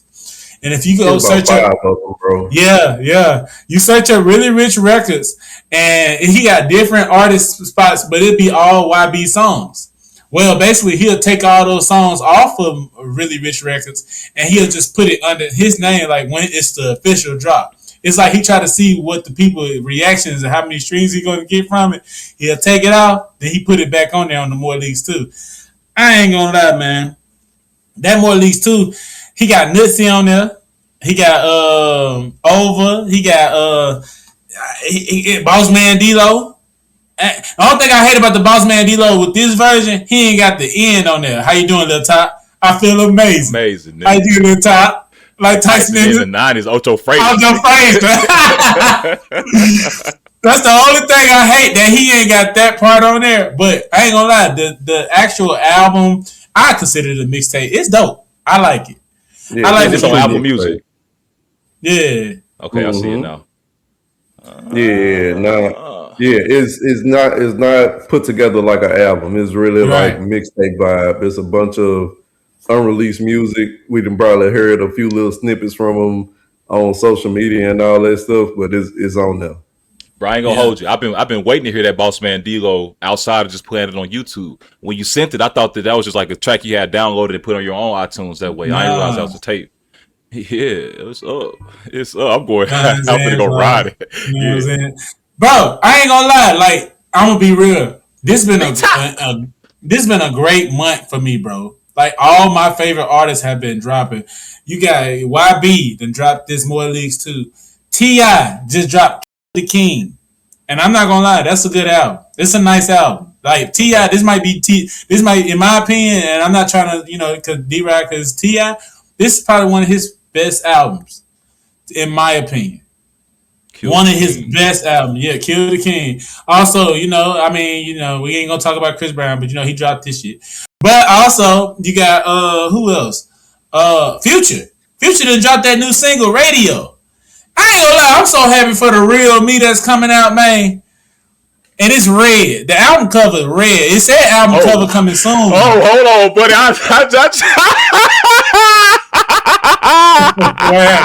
What happened? Nothing. Go ahead. Go ahead, bro. Go ahead. No, ain't nothing. Yeah, it's called Red. I mean, it's called The Real Me, and the album cover is right now is red, and it says album coming soon. But album cover coming soon. I don't know what the album cover gonna really be. I don't know what's going on, but yeah, bro, I'm just happy that my Future to drop, bro. Bro, me too. When I heard that, not for the radio, I'm like, oh my God, Future back. Yeah. Hey, and Future been like, I wonder if all of this been like a press run for him too. Like, he did the World Cup stuff and all that stuff. Like, he been on a nice little run. Hey, that's the big one, bro. All that big three, Drake, Kendrick, J. Cole, all of them. It's Future season, man. For real. Future said this is going to be his album of the century. This is what he said. Hey, that not I for radio. I think he might be on something. I'm not going to hold you. Hey, bro, I hate when sit there and say shit like that. This is going to be my best album ever. This is going to be the album of the century. Then you get it, it be okay. Oh, yeah. Percocet the script. Right. Future ain't never dropped no bullshit, though. So that's why I'm like, man, I just kind of see how this is going to be. Easy. Whenever me and Marcus back in college, 10 years ago now, so the statute of limitations is up. Right. Whenever me and Marcus used to puff the Magic Dragon, right? You know what I'm saying? We'll sit outside of the Alcorn dorms. We'll be in his car because he had the nice car. We sit out there. We say we going to the island, and we'll put on that Percocet and stripper joint by Future, bro. When I tell you that was our track, bro. I believe that was our track, man. I wish I was in on the Dragon a lot back when I was at Alcorn. Nah, you was thugging, bro. Yeah. I used to be walking outside. I smell that shit out of somebody's car. Man, that shit stink. You was chasing other dragons. Yeah, DZ had other vices. Yeah. Where they at? Yeah. I was King, though. Yeah, that's a cool album. He actually got a song with YoungBoy on there. He got a song with he got the song with T-Pain, 2 Chainz, and who's the other rapper? Jeezy. Yeah. He got that, and he got Summer Walker on there. I was looking at that. Usher, the OMG Usher. Girls. I don't know who that is. Crimson Patriots. That's his daughter. That's his daughter, man. Yeah, Young they just made 50 mil off that lawsuit too. Yeah, and then the fact that he got his daughter, his little daughter on the beginning, Harris. Hey, we need to file us a lawsuit, bro. Like they say that's the easiest way to come up on money in America. Yeah, you just gotta find a reason to sue. I'm finna go slip. We gonna talk offline. All right, bet. I was just playing. Allegedly. Yeah, we talking about GTA. That's promotion, bro. Yeah, GTA. I'm gonna go slip in Walmart. Not in real life. They get mad bank on GTA from lawsuits. I don't know how to. Yeah, all kinds of heists on the video game. Not in real life. Y'all so funny, bro. Y'all so funny, bro. Hey, speaking of GTA, anything else in music before we transition? I was just about to say with T.I. Killer King, right? I wonder what took them so long to like release the album because the buzz is gone. Mm-hmm. Yeah. Like a few months ago, you had all the hype, all the buzz around it, and now ain't nobody checking for that no more. You think he's trying to be like a summer artist or something? Is it a summer tape? Let's just put it like this. The song that he got with YoungBoy, Long Live OG Clay, that song been out for 2 years. But it's still one of his best albums, though. Yeah, it's still one of his best albums. Yeah, you just gotta. I feel like it's one of those sleepers like like that Killer Mike. It's like that Killer Mike when he won the Grammy. I feel like it could win a Grammy. That's the sad. I mean, it's not sad, but I feel like it can happen. He can win a Grammy. Yeah, that's high praise. I'm gonna check it out for real. I still haven't listened to Drake's tapes yet. Bro, I only listened first. I still haven't listened to that one. That's the one I haven't listened to yet. I listened to Maid of Honor. I listened to Iceman. Yeah, Habibi. Well, that's the R&B one, ain't it? Mm-hmm. Yeah, man. You got to be in a certain vibe for that R&B Drake, though. Yeah, that's too sad, bro. I've been. You need to be cold outside. I like it to be cold when I'm hearing R&B Drake. It be cold outside. You lay up with something warm. You feel me? Let me play some Habibi, baby. Come talk to Habibi. Just like the flower. Where she at? Hey, where she at? Yeah, that's where I been, bro. It's summertime. Where she at? Shebang. Baby mama ain't that shit alright. But when you listen to Drake doing R&B, yeah, bro. I ain't gonna lie, bro. It's kind of crazy to say Drake buzz has kind of fell off ever since the album dropped too. I mean, people still listen to it because it's Drake, but like the buzz around it has kind of fell off. I just think that's where we at in music anyway. Everything, attention spans have changed, bro. Yeah, I was thinking about that with J. Cole. Like his music came and went. I don't even hear J. Cole on the radio no more. I ain't glad. I ain't gonna wish on no other man downfall. Like I said, I'm working on being a hater. I'm trying to be a better person. But it's sometimes you reap what you sow sometimes. I hate to say that, he used to at least have music out there. Man, J. Cole might actually win the Grammy, bro. He might win a Grammy for this album. Only because Drake ain't gonna put his out. Drake not putting his up for nominations. And I mean, I'm just gonna be honest. I mean, T.I., like I said, he got a great album, so he could. But then it's like also you look at all the other albums that have came out, rap albums, and we got Future coming out soon. But like, who else has dropped a rap album that you could say right now has got the chance to win the Grammy right now? Hey, Pete, what you still got? You still got something tucked off in the stool? Yeah. Somehow. If that's up for Grammy nomination, the bar is in hell, bro. And I'm a J. Cole fan, but no. Yeah, and all I gotta do is go put on a persona, like I feel like that. It ain't really gotta be true per what J. Cole say. I could just act like it. So yeah, let me get out the tracks. The crazy thing is, I'm saying that J. Cole can win a Grammy, and the sad thing about it, I haven't even listened to the whole J. Cole album. I haven't even listened to the first set, like the first album for real. Ever since I told y'all like a couple of months back, I listened to the first 6 songs and stopped. That was the last time I listened to a J. Cole album. It's over with for Cole, dog. Yeah. It's over with. Hang up the gloves, Cole. Real. It's been real. Hey, from the Ville, 2-6 Vietnam. All the way back, just leaving the 2-6. Don't make it out no more music. Let that be. Speaking of music, though, this is a good weekend.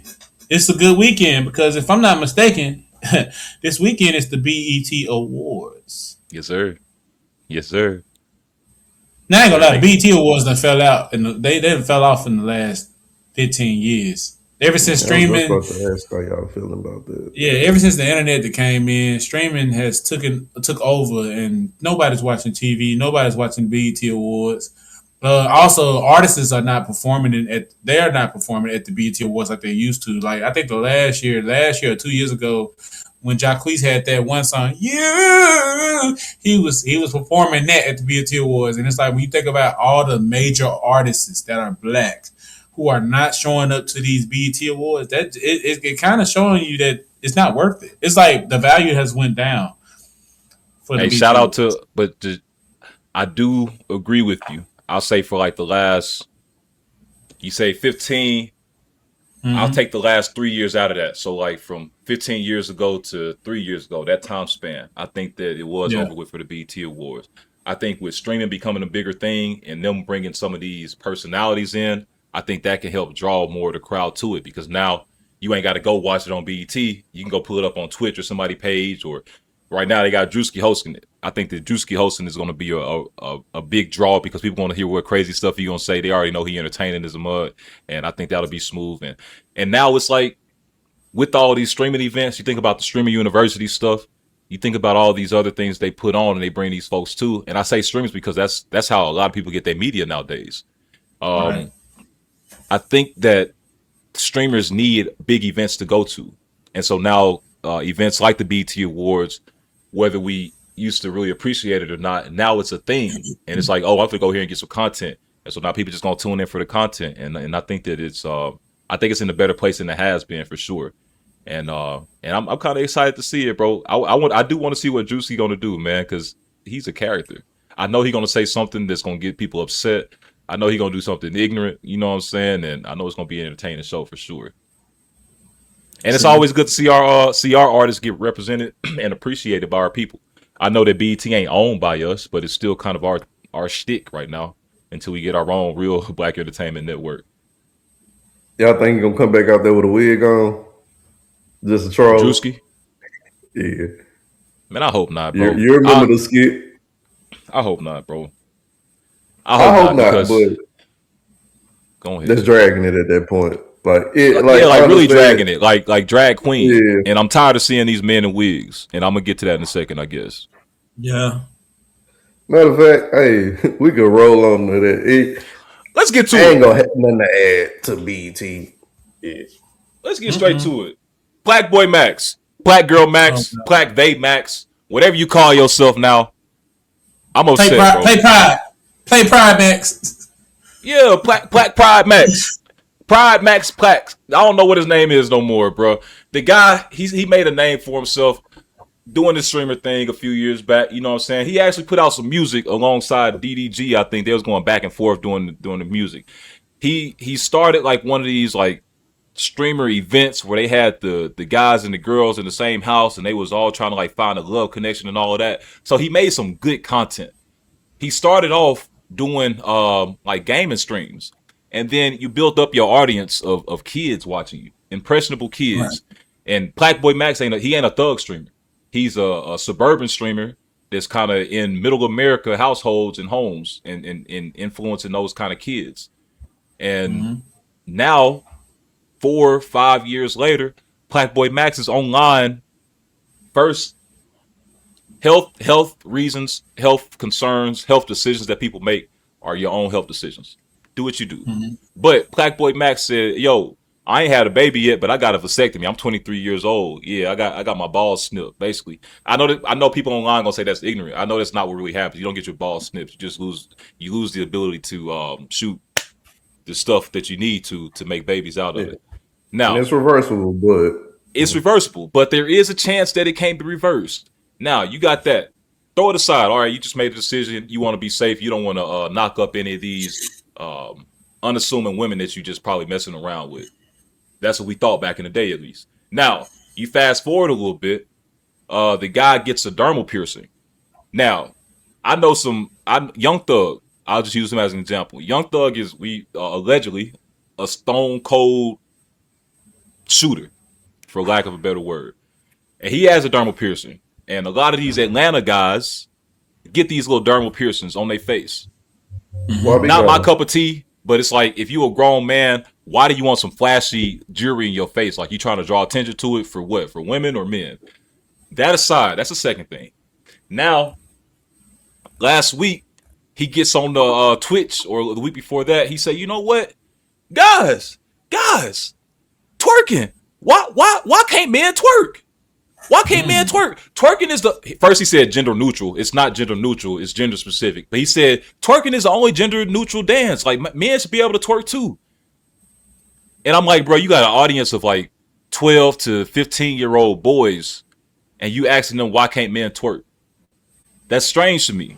And then a few days after that, the guy comes on stream with the lace front blonde wig.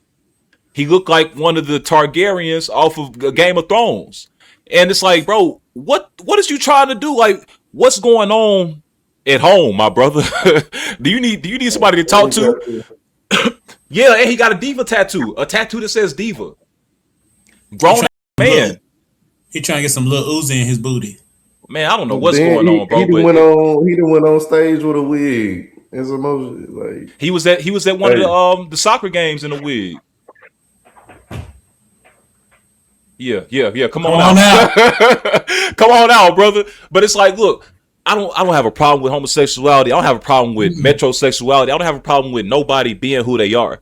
But it's like when you get to the point where you want to be a quote unquote influencer and you done built your audience under a different guise and now you switch it over to this, that's like we build an audience of black people. We come here talking about black issues, and then next week we start talking about white power.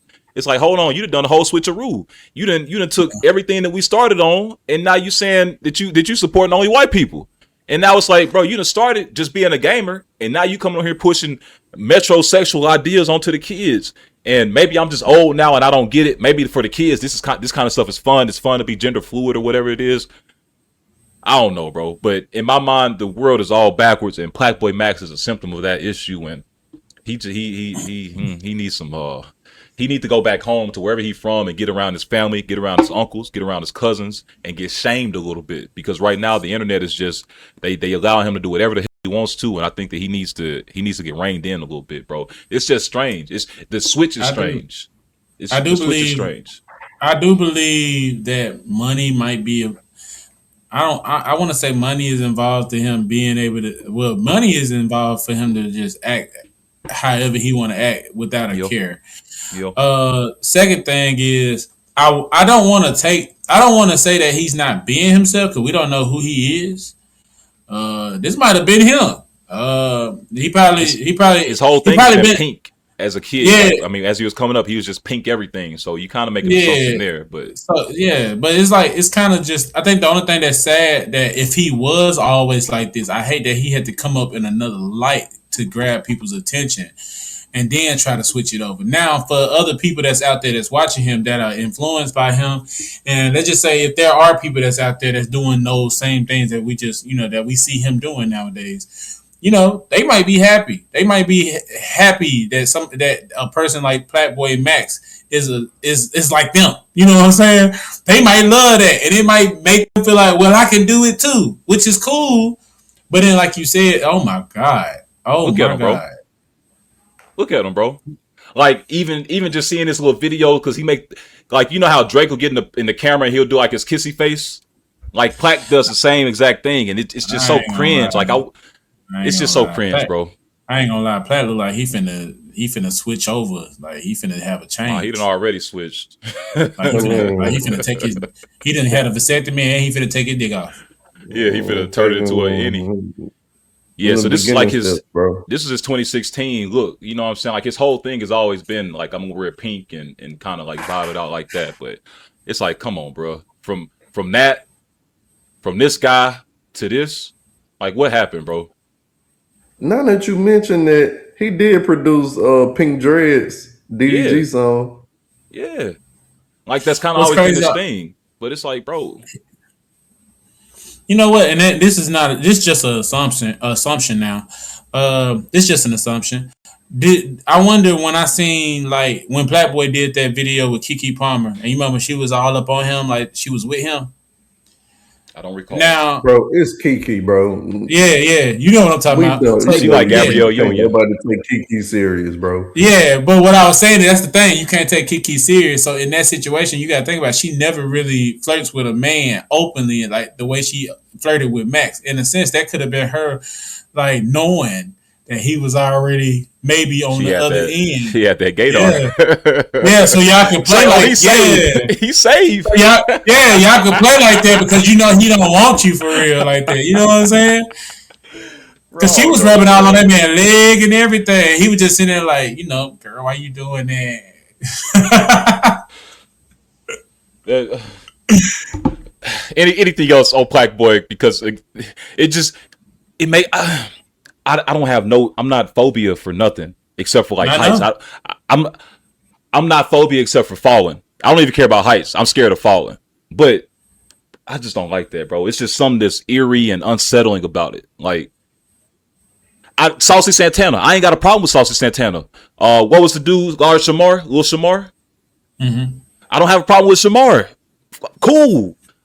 Yeah. You feel me? I ain't got a problem with none of that, bro. But it's something about that Playboy Max stuff, bro. It just feels off. It feels dark, bro. And he said that he got his start, like he got handed $100,000 by some random person while he was driving. Like, oh, you gonna be a star. I'm gonna send you $100,000. Quit your job and start streaming. So it's just something dark there, bro. I don't know what it is. I don't know what's to it, but it's just something wrong there, and it makes my skin crawl a little bit. And I'm not phobic to nothing, and it just makes my skin crawl a little bit. So I don't know, bro. That is a sad transition of how it just came out. Because when I seen that diva tat, I was like, where that come from? Like, why get a tattoo diva on your side like that? Like, I ain't gonna lie. Like my mindset is different. Like, I be thinking of things like my woman riding on top, and she look down at my stomach and just see diva. What this mean, man? You know what I'm saying? Like, hey, you got like a diva is a female version of a hustler. yeah.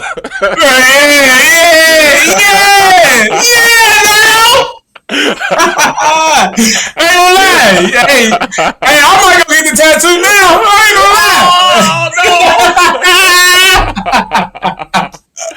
lie. Like, man, a diva is a female version of a hustler. You know what it is, boo? Yeah, but wait a minute, it's a female version, so why you got it on a nigga? Bro, I don't know, man. I don't know, bro. Here go the thing too, right? I don't think he's doing this as a guys, bro. I think this is him slowly coming out. Yeah. Transitioning. So, and the reason why I say that is because I think I saw a clip. It was about the diva tat, right? His chat was on him about it, and he was saying, "Chat, what y'all mean? Like, nah, that ain't what diva mean. Diva mean, you know, you popping it. Ooh, you got shit going. Female version of a hustler, like, right? You really sitting there, like, once you sit there and like really argue back and continue to defend your point against a dictionary term, your mind made up, bro. That's just you. And hey, be that. Just be that. But hey, I'm gonna say this. I'm comfortable being who I am, whether people accept it or not. I don't care. I'm happy being who I am and what I do. If you don't like it, change the channel. So feel like he should definitely, hey, be yourself, bro. But don't be looking for no acceptance.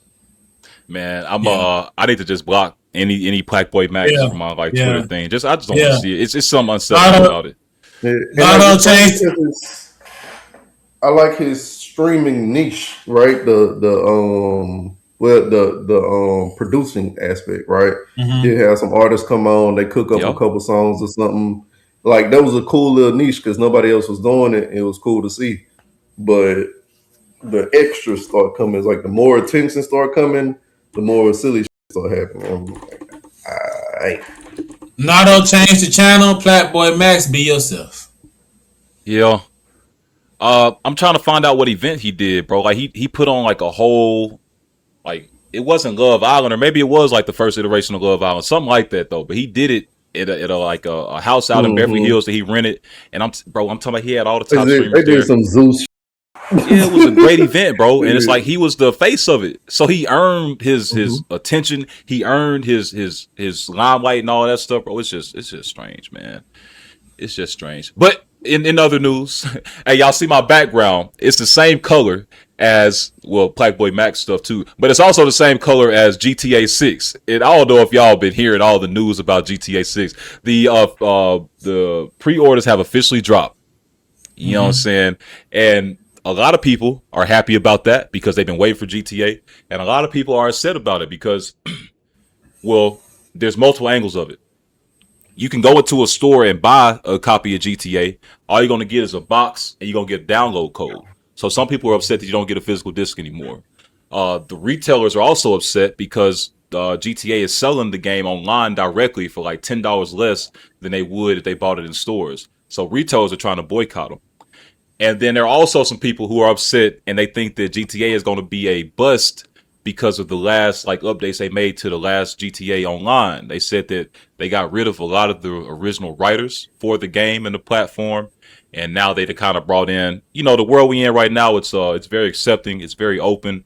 Nobody wants to do anything to make the next person upset or angry. And when you think back to Grand Theft Auto San Andreas, you know what I'm saying, it was a crazy game. It was like it was real life situations and scenarios there. It wasn't trying to always be goofy and funny and try to make light of situations. Like some real shit was going on there. Same thing with like GTA 3, 4, 2, all them other joints. Like it was real storylines written there, real hard hitting stuff.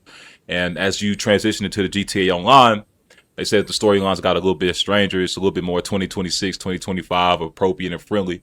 And people were worried that the new GTA is probably going to fall on that same path. But overall, bro, it's just been a whole lot of buzz around it. They have dropped the official release date. Let me see. It might be in August sometime. Let me see. All right, can I interject for a moment? Mm-hmm. Controversy sales. November 19th. Go ahead. Controversy sells, right? But here, I got a problem with some, right? So GTA San Andreas, one of the best GTAs it was for the best games especially ever. at that time. Mm-hmm. Like they could remix it and just update the software and visuals and all that, and it'll still go crazy, right? Right. They're saying that they have a problem with this one because it reflects current life, and they like, oh, I don't accept that. I don't live like that. I don't want to see it. I don't want nothing to do with it, right? Right. But it was entertaining when there was hood niggas in there having gang shootouts, though. It was entertaining to me. You can tell me I went I'm fine either way. I'm fine either way. I'm just saying it's picks and chooses when there's certain communities that's, being presented a certain way. That's all I'm saying. You feel me? It's a game at the end of the day, too. It's a game, not real life. The N-word was going crazy on San Andreas. I'm talking about this nigga. Gang Ryder, that boy, Big Smoke, he with your mama and he acting like he your friend and stuff. All kinds of stuff, bro. I'm talking about that was a crazy trauma. Bringing up straight trauma on this. Trauma, bro. But it was getting the game. It was great. I'm gonna play the game. I'm probably gonna do the RP in the game and everything. Hey, now what I heard that's so cool about Grand Theft Auto, I heard about the map size. I heard they build the map to where it's gonna be like from what you saw from the last Grand Theft Auto 5. They like, man, the map is so big.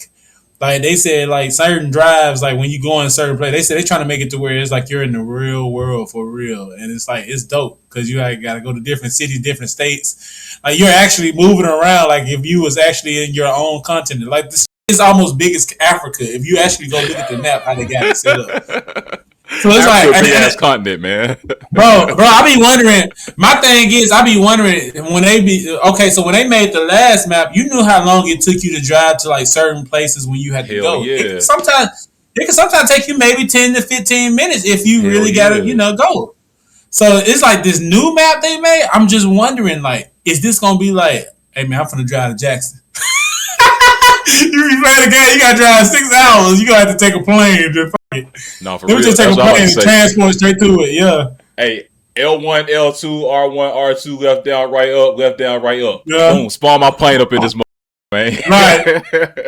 yeah, I'm taking the jet over. Nah, that wasn't that cold for that. No, I think that was a gun code. For something else. Yeah, that was a gun code. I remember about 3 of them. That's crazy. But yeah, hey, I'm talking about that's back when we used to have to write the codes down and then stick them in a little book and close it up in the CD holder. Yep. Mm-hmm. Good old times. Hey, bro, the other part I saw that was pretty cool is they integrated AI into like the game itself, and I think it's supposed to be like some kind of like map, like real time map relation. So I want to say if you go robbing stores or whatever, the next time after so many, you go in the store, like people will start acting nervous. They don't recognize you and shit. Yeah, I think it's like actual building damage and all that stuff too. You run into a house and don't nothing happen, just the car get messed up. I think it's like actual building damage and stuff as well. I hope they put AI into like the humans, the AI humans. Yeah, they react. It's like the NPCs is a little upgraded and all that stuff because of the AI. Yeah, that's pretty cool. I shouldn't hit the same person 3 times on the same street. Yeah, next time they see it, they gonna pull that 9 out. I shouldn't see them next time. They should be dead. Yeah, make sure you take them out. Goddamn. Right. Nah, bro. But November 19th, man. That's gonna be the official drop date. I ain't pre-ordered the game. I'm probably just gonna buy it when it come out. I really would have rather have a physical copy. But Future girlfriend. Future girlfriend. 2027. Yeah, I just want to call out future girlfriend. If you out there, I ain't got you yet, but November 19th, if you get to see me, meet me at some point, please buy that game for me. Because Christmas season, I want to be sitting at the house in the cold. We ain't got to go nowhere. I buy you whatever you want. I just sit my ass down and play the game. Yep. Just give me a week to get lost in this motherfucker. Yeah, bro. Y'all gonna be good and off of school too. Yeah, you gonna be locked in all the way to after New Year. Cold. It's cold outside. You just sitting in that house. DoorDash. Yep. DoorDash and to get you a poop pan. Get you a poop pan. Yep. No, I'm not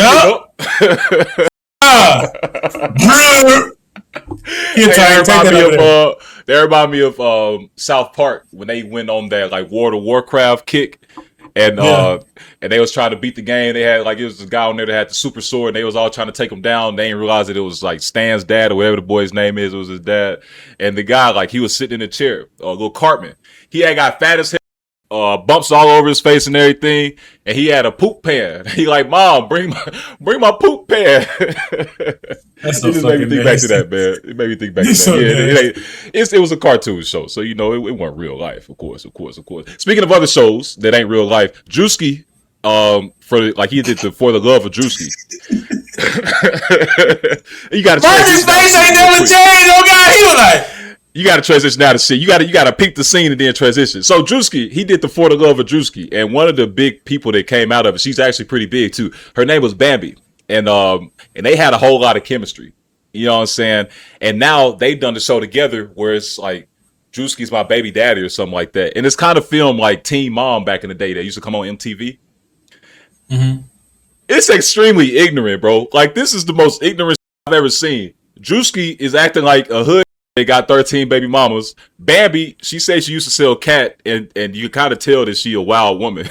And so she on the show, it's just extremely ignorant. But when I tell you, this is some of the most entertaining shit I've ever seen. Like, I get why they watch Zeus. I get why the ladies watch Zeus and watch baddies. It's like, yeah, it's ignorant as hell, but it's funny. It's entertaining. It's gonna make the time pass fast, bro.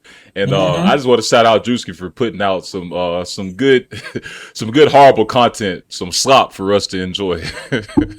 I ain't gonna lie, he had a clip that I seen where it was that I think you might be talking about the same woman, but it was a big woman that he had. And he took her into the doctor's office. Yep. And he had her drawing out her stomach and stuff. And I was just like, what the? And he was like, yeah, we're going to take all this fat right here. Yep. He said, what about that over there? That's a whole lot over there. I was like, God. So you know what, Doc, just kill the whole body, keep the spirit. Yeah. He said, whole body. I love Drewski, bro. He just unhinged in the motherfucker. And it kind of fucked me up because at the same time, it's like, I don't want people watching this and then thinking that this is real life.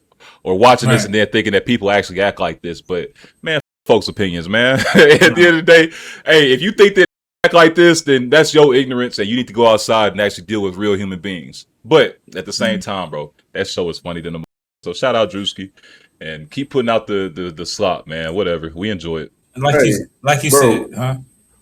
Going back to the point, if people think this is real life, think about this. We grew up as kids. I don't care what time you came up, kids are very impressionable, right? Mm-hmm. We grew up in a very uncensored time. Mm-hmm. Like our censored stuff would be our uncensored stuff will be censored now. No, that's a fact. And that ain't that long ago. We ain't that damn old. So like if people really taking this as real life, parents do better. That's a fact. And if that ain't working, hey, it's doctors out here for that. Hey man, I'm talking about BET Uncut, Gangland. Yeah, that's what messed my head up. I was watching all that.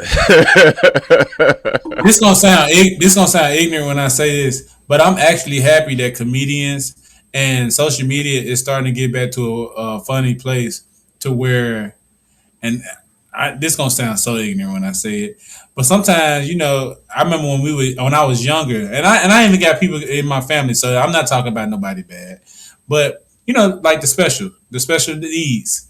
I like to see when they're incorporated into like the funny stuff because they got sense of humor too, bro. And it's like when you see the sense of humor of special needs in encountering with funny at the same time, bro. It's like. And it's like you be in them comments, you're not supposed to be laughing, so you look in the comments to see what everybody else saying. Everybody is saying the same thing. We all going to hell, like. Hey, it remind me of the guy. He got Down syndrome, but he be kicking it with his cousin, I guess. And they'll like put like a little bit of like they'll put a little whiff of alcohol in his drink, and he'll ooh. But it's a comedy page. I gotta find buddy name. I can't remember his name off the top of my mind. But it's just little stuff like that. I'm with you. I know exactly what you mean. Man. So I saw some. It's actually a guy. He got some kind of disability. He can't talk, but he's an actual comedian and it's funny. But he got the little. Okay, the Stephen Hawking.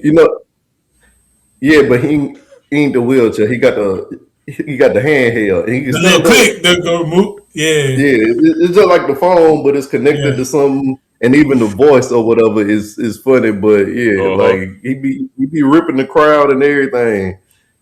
Man, but we need that though. I won't say everybody deserves a chance to live and try to make folks laugh. If that's what you do, if you an entertainer, shit. Just because you might have an extra chromosome or you might have one less chromosome, that don't mean nothing. I don't think I got all my screws. You feel me? We here though. Like that one trend that they got. Oh my God, they got this one trend where if you like walk in the gym and they be like he high off caffeine and like he'll take the kettlebell and like the little bouncy ball, and he'll bounce it off his head, and as soon as the ball will fly, that's another ball will turn into a weight. And it'll fall over, and then it'll go back to put the camera on him. Man, what algorithm you on, B? It's on Instagram. Nah, that's on your algorithm, cuz. Yeah. No, I see one like that. I think it was the guy. He had like a toy gun or something. And he had like put the toy gun on somebody at the car, and he was like playing with a toy gun, and then he turned around and he looked in his hand. It was a real gun, and then the guy was just hanging out the car like this. It's like a trend. I know what you're talking about. It's a trend. Yeah. It's like when you don't get enough sleep or something, or you trip it out or something like that. Yeah. Yeah, we got some crazy algorithms. It is what it is. Speaking of crazy algorithm, bro. Sauce Walker and Ray J. Oh yeah, they funny. Shut your up before I get on you next. I ain't gonna lie, bro. It's two things in there. People were saying Sauce was overreacting and Ray J punked out. I think both of them reacted how they should have reacted in that situation. Sauce, of course, for people that don't know, Ray J and Sauce were both on AB and Dean's stream. They was about to change locations. Ray J, Dean, and some other guys in this vehicle. AB, Sauce, and some other guys in another vehicle. Some words were said.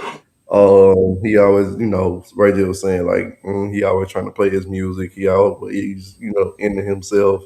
Like, oh yeah, we about to lead them. They want to sit back there, do drugs, let them do that, right? That was shady. Other part that I don't think was really in the clip. Sauce ran out the truck with a briefcase and brought it to Ray J and Dean's vehicle. And it was like, hey, here you go, buddy. We take our own charges around here. So yeah, I saw that. Yeah. But Sauce addressed it, flashed out in the house. Hilarious, bro. And I don't think Sauce was bluffing either because we'd have been around some hood guys that's gonna test you. And he intentionally bumped and shoulder bumped him a couple times. It was a rant. It did get a little exhausting, right? But check out on the back end. I don't know if that was there either. Sauce and AB. Well, matter of fact, in the middle of it, AB was like, I like it. I like it. Yeah, right? I like it. And granted, hey, rightfully so. I liked it too. On the back end, Sauce and AB went outside. Sauce ran into him on like, "Hey, you saw the clip, right?" Well, I'm tripping. He showed him, and they were talking about the drugs part. And so I want to say AB had said like he do real drugs though. And they're like, Yeah. we ain't gonna do that. We ain't gonna do that. We ain't gonna do that. Right. But one more back end, Ray J by himself or talking to a couple more people. Situation had passed, everything chilled out. And Ray J was saying, like, man, it is what it is. It's like it's not gonna turn out good. It's like Houston, Atlanta, LA, like niggas drunk, tired, guns, and all that. Like it just ain't gonna end the right way. So But he was so cool about it though. he was cool Ray J? about it, but Yeah. I think he was smart about it. Like I'm quite sure he knew he was wrong, and I'm quite sure he was shocked when Sauce brought that up to him. Cause he was just sitting there like, "What going on? Oh, What happened?" oh, you heard what I But, said. You heard what I said quickly. but at the same time, Ray J ain't no Nah, one. He ain't no.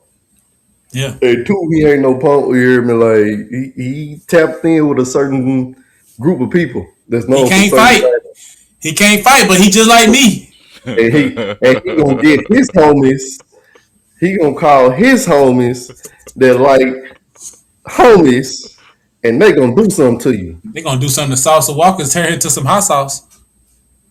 But no, that whole situation. I think it was a Boondocks episode about it, and It was a pure, unadulterated moment.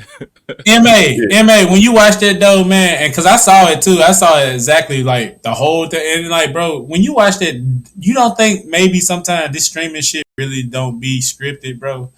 Like, because it just be like, it be them moments like when the cameras finally get there and then he start talking about certain things. And you don't think Ray J probably not hear it and think, oh, it's okay, it's a part of the script. Like they literally said Ray J is on real. Oh, he on that real stuff. He on. Let's not do that. Let's not do that. And they started laughing it off. Then it cut back to the next day. Next thing you know, Ray J and Sauce, they back chopping it up. They cooling it. They apologize. They eating breakfast together. They cool now. But it was like just the night before, all this stuff was being said. It just make you think maybe all this stuff is script, bro. They don't care. Like I said, at this point, streaming is the new TV shows. Like this stuff is script, bro. I don't put it past it. See, I ain't gonna lie. Like at certain points, I can see that, but here is this is my way of thinking. Granted, some of my screws somewhere else, right?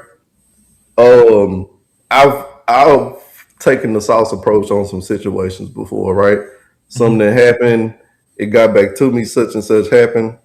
I approached that individual, and in a certain way too, I escalated. I initiated aggressively in sometimes, and they ain't making no issue.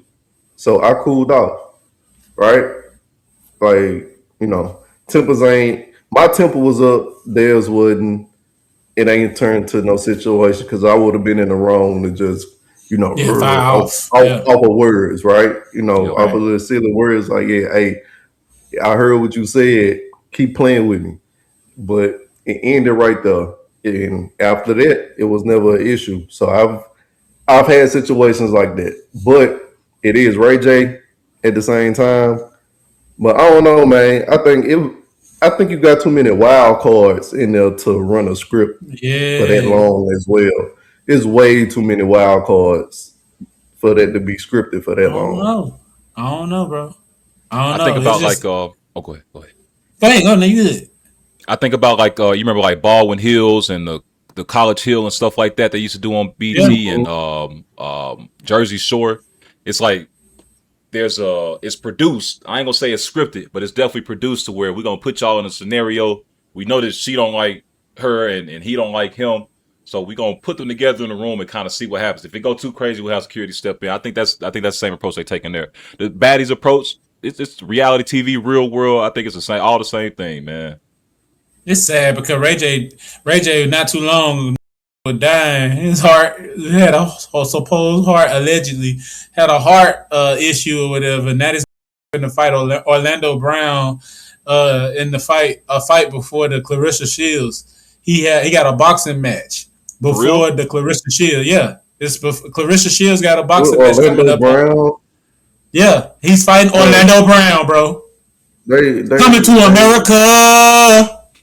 They the same people. One just a little more slow. I don't even think he's slow. I think he not. know what he's doing, but I think he still got some issues. But I ain't gonna lie. I ain't gonna lie. This gonna be the first celebrity fight I think I actually want to see, even if it's scripted or not. I don't care. This is gonna be hilarious. I think the fights be real, but like when they be streaming, I think they put a little production together to let folks know what that. This gonna be silly, bro. This gonna be silly as hell, and this gonna be an actual sanctioned fight. Yes. They just announced it, I think, yesterday or 2 days ago. But yes, it's Orlando Brown. What I gotta do to get in the ring with some celebrities, bro? Hey, I'm trying to figure out how to set that up for us. We can get on brand risk or something. I'm trying to fight Chris Brown. I'm trying to fight Chris Brown for 31-30 since 31-30 put my, thought I wasn't faithful to the group. Don't fight him for us, bro. No, I'm doing it for y'all, bro. I'm doing it for y'all. I'm gonna beat his ass too. I'm gonna beat his ass. That's your people's, bro. I'm gonna pull up to the R&B tour and beat his ass. Chill out, bro. Don't do it to him. Let him make it big, bro. Slog him out, Debo. He gonna get his dog on you and not call the police. Hey man, leave it to him to bring up the negative, man. That's some bullshit. Him and Coffee. Hey, a little bit more negativity. Pooh Shiesty, bro. Man, Pooh, man, he dumb with dumb.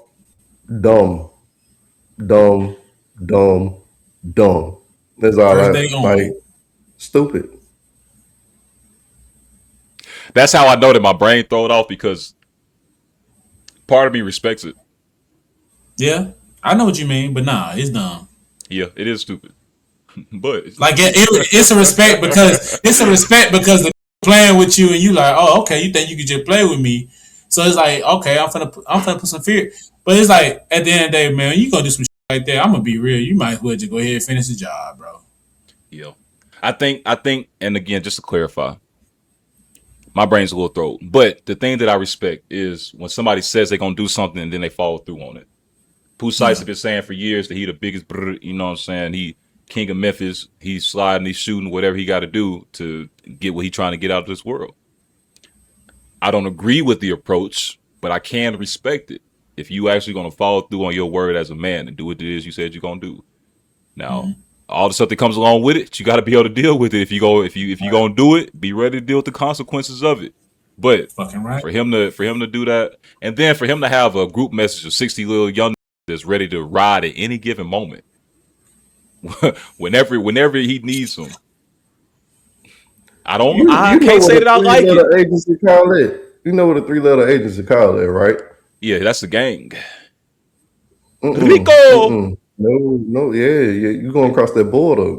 Yeah. You gonna meet your cousin that you never met, Mr. Rico. No suave. Yeah, you think it's over with for him? He jail for life, 50 years, 60 years, 25. Hey, no, because it wasn't. It was more aggression, but an absence of violence. 20 years. A smooth little 20. I see 20. I don't even see 20. I don't even see 20, bro. It might be a 10 piece. They get talked down to like a 5. They do 3. But with the Rico, don't that add more time? Because now it's game related. But right now, it's not pursuing the Rico. But the other part on that is I don't think a RICO is going to be presented at this moment, but they can go back and gather their facts. They do have enough to go off of to gain the search warrants just to see. But in the RICO, there has to be money laundering and in furtherance of a gang. Like if you got a couple of homies and y'all on, there's one thing. But if y'all actually doing something in furtherance of an enterprise or a collection, then that is Mr. Rico.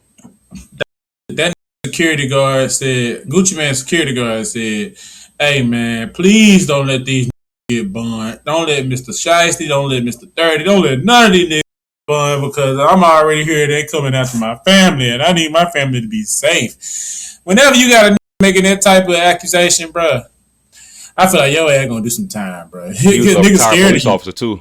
Yeah, people scared of you, bro. At that point, they think you at risk out there. They ain't finna just let you out easily. At the They finna try same to time, find. he got enough money to get the right lawyer. The other part Still, is like it was acts of aggression, but nothing violent actually happened per se. Like I hate yes, this shit. guns got pulled. Did anybody get shot? No. Yeah, no. Did anybody get stabbed? Was blood somewhere? Like it's more like strong arm robbery than you taking people hostage type situation. It's little innuendos in there, nuances that them high dollar lawyers don't eat.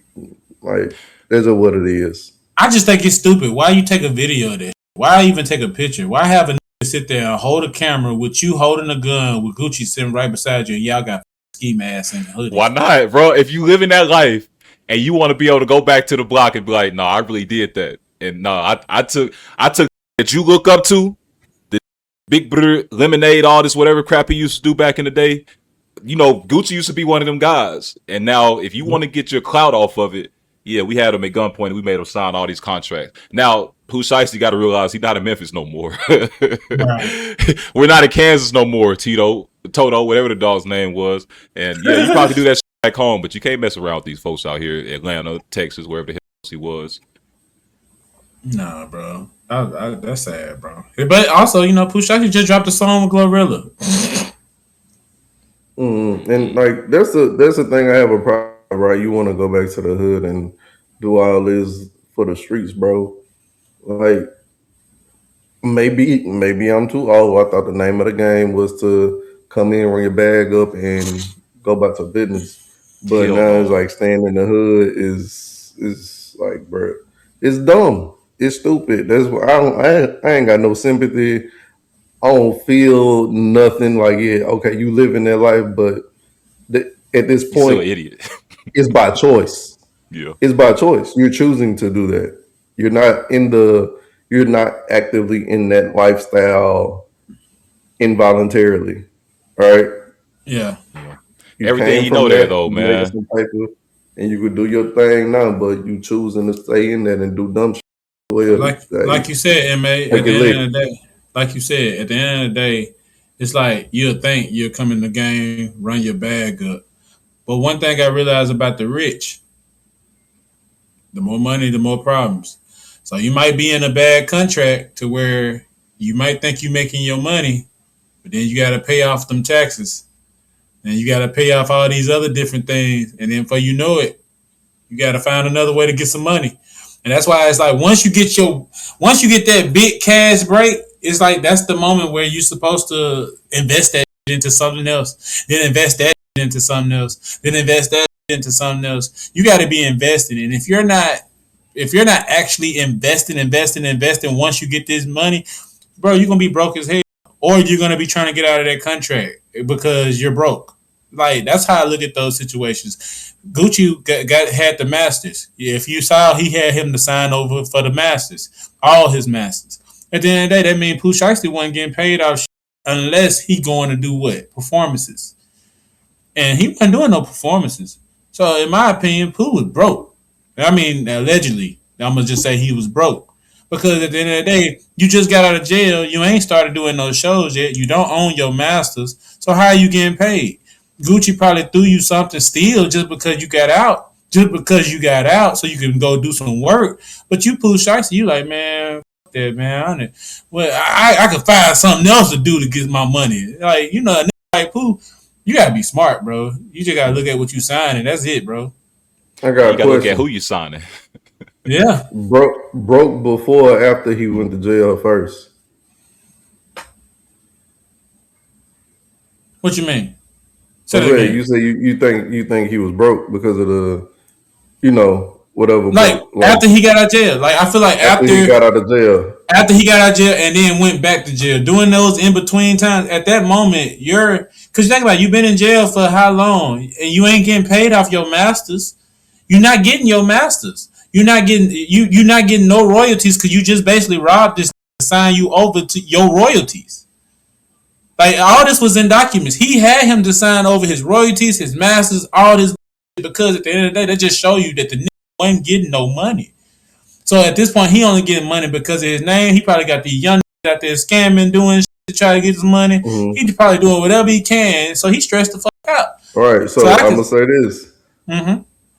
Broke after coming from jail for another dumbass thing you did, right? Right. You midday in a lime green McLaren, look like a highlighter on wheels. Mm-hmm. You go to buy some shoes. You go to rob the guy. You get the shoes, and you still leave the money that you brought with you at the crime scene. Right. This guy was a civilian, and you got caught because you flashing the same money in your music videos. Stupid. And the feds was able to run the numbers. Stupid. It's dumb. It's stupid. He consistent, but he's stupid. So from your point, he was broke after he came back from jail, right? He had bread before. Right. Nah, that. Like you had a nah. Care more about that. Care more about that street respect than they care about, what the we care about. Like Pooh, he want that street respect. He want Memphis to love him for what he putting down. Street respect from robbing a sell shoes for a living is insane. And your dumb ass still dropped the whole bag. You left the bag. You might as well just pay for the damn shoes. If you're gonna leave the money there. Guess what? He can't. Guess what? He got out of jail and basically told us in first day out he'll do it again, and he did it again when he robbed Gucci. Somebody goes, right? Yeah, that's what. That's how it ends, though, Marcus. That's how it ends. Somebody go, yeah. That's what happened. We got another dumbass beef going on because somebody did some dumb shit, and they people then got put up, and now they mad because you want to ride for your homie that went out here and did some dumb shit and got dealt with, but you want to ride now? Now they got all kind of. Bro, the CIA to put a number on the black community, man. What? Shit ain't hard. We making it easy. Yeah. We still fighting over the word nigga. All right, man. That's episode 63, man. We are out of here. It's your boy Big Nardo. I'm here with Darius Lawawn, MA Vibes. Shout out to the homie Coffee Keep Gaming. He back home celebrating his grandma. In our hometown, it's going to be named after his grandma on June 30th, man. So shout out to the homie Coffee. And shout out to the homie J Mac doing this thing out there in Illinois on them boats and whatnot, singing for the good people. 5 pictures coming soon, J Mac. We out of here. Peace.